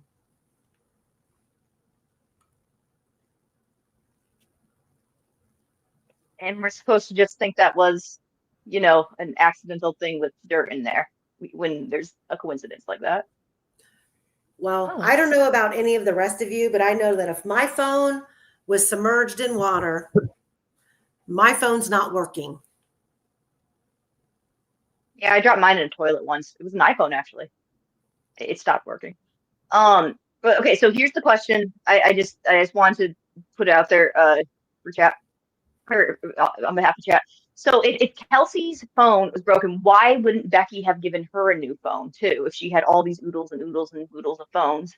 And the second part to that would be, why, if Kelsey didn't have phone at that point, why would an incoming call register as cis? Or like, Well, you know, if you had a second phone and you used your account on both of them, it would still register as from cis, wouldn't it? Because you're using your account. Yeah. And yeah, but that would insinuate she had a phone, right? Well, she could have, for whatever reason, not had her phone when she went to the police station. Afterwards, said, "Mum, I've lost my phone," and Mum says, "Here, have this one." And I have a rendition that I'm preparing of all of the statements in Kelsey's own words that she made about her actions after dropping the girls off. And We know Richard know, Allen's shoe size. I do not. I'm sure that Well, sure they weren't. don't. I'm sure they Small. weren't big. Yeah, I have no idea what He had noticeably small feet. That's all I know. I guess that would Sorry, be that was a while back. that would be a question for a real law enforcement agency who did a real investigation. But we know that Kelsey was on the phone with her boyfriend. We know based on the phone data, Libby was receiving text messages from an employee at Dairy Queen about coupons that were there being made available to her. And that while on this trip to the Mears lot, Kelsey at some point responded to this Dairy Queen employee saying she would get them when she got to work. We have interviews with Kelsey where she describes what she did after dropping the girls off, where she went. And this girl was a busy bee in between 10 till 2. Incredibly efficient. Incredibly. Went to lunch downtown Amy with her could use some friends, pointers, went right? to lunch with her boyfriend, watched a movie, got ready for work, washed a truck, all of these things. And you all know based on the interview that Sergio analyzed, her phone was at her boyfriend's house, plugged in the hallway on the floor when her grandma started calling her about Libby missing. So she did have a phone. At what point did she lose her phone? Or was law enforcement so stupid to believe anything that she said on the onset of this crime initiating an investigation, that her saying, "I lost my phone," was her way of not handing over her phone because she was doing nefarious things like catfishing her sister? Which she admitted she did.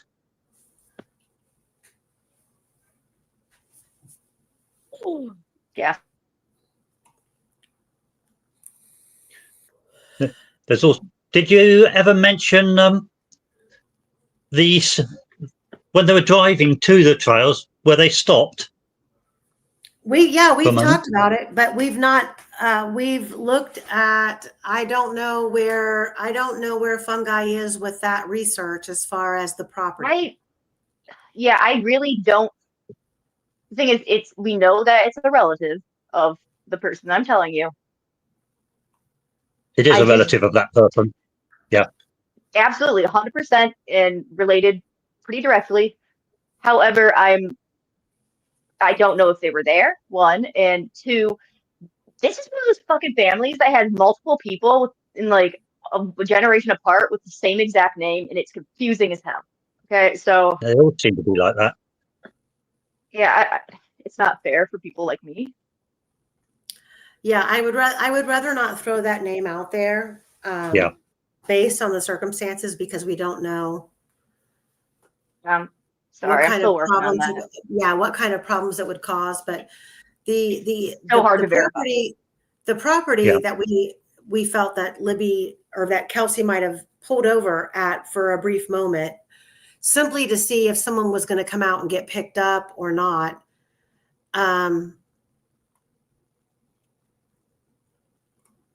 It was not in the cards. Oh, shoot. It was not in the cards when we started thinking that. And then we were like, that's one of the reasons why I started doing all of the research on all of the properties along that drive, that Kelsey made from the Patty's 2 mirrors. And then lo and behold, a familiar name popped up that we were like, wait, what? But We have maps upon maps currently right now. yeah, we're not going to go. We have enough rabbit holes right now open that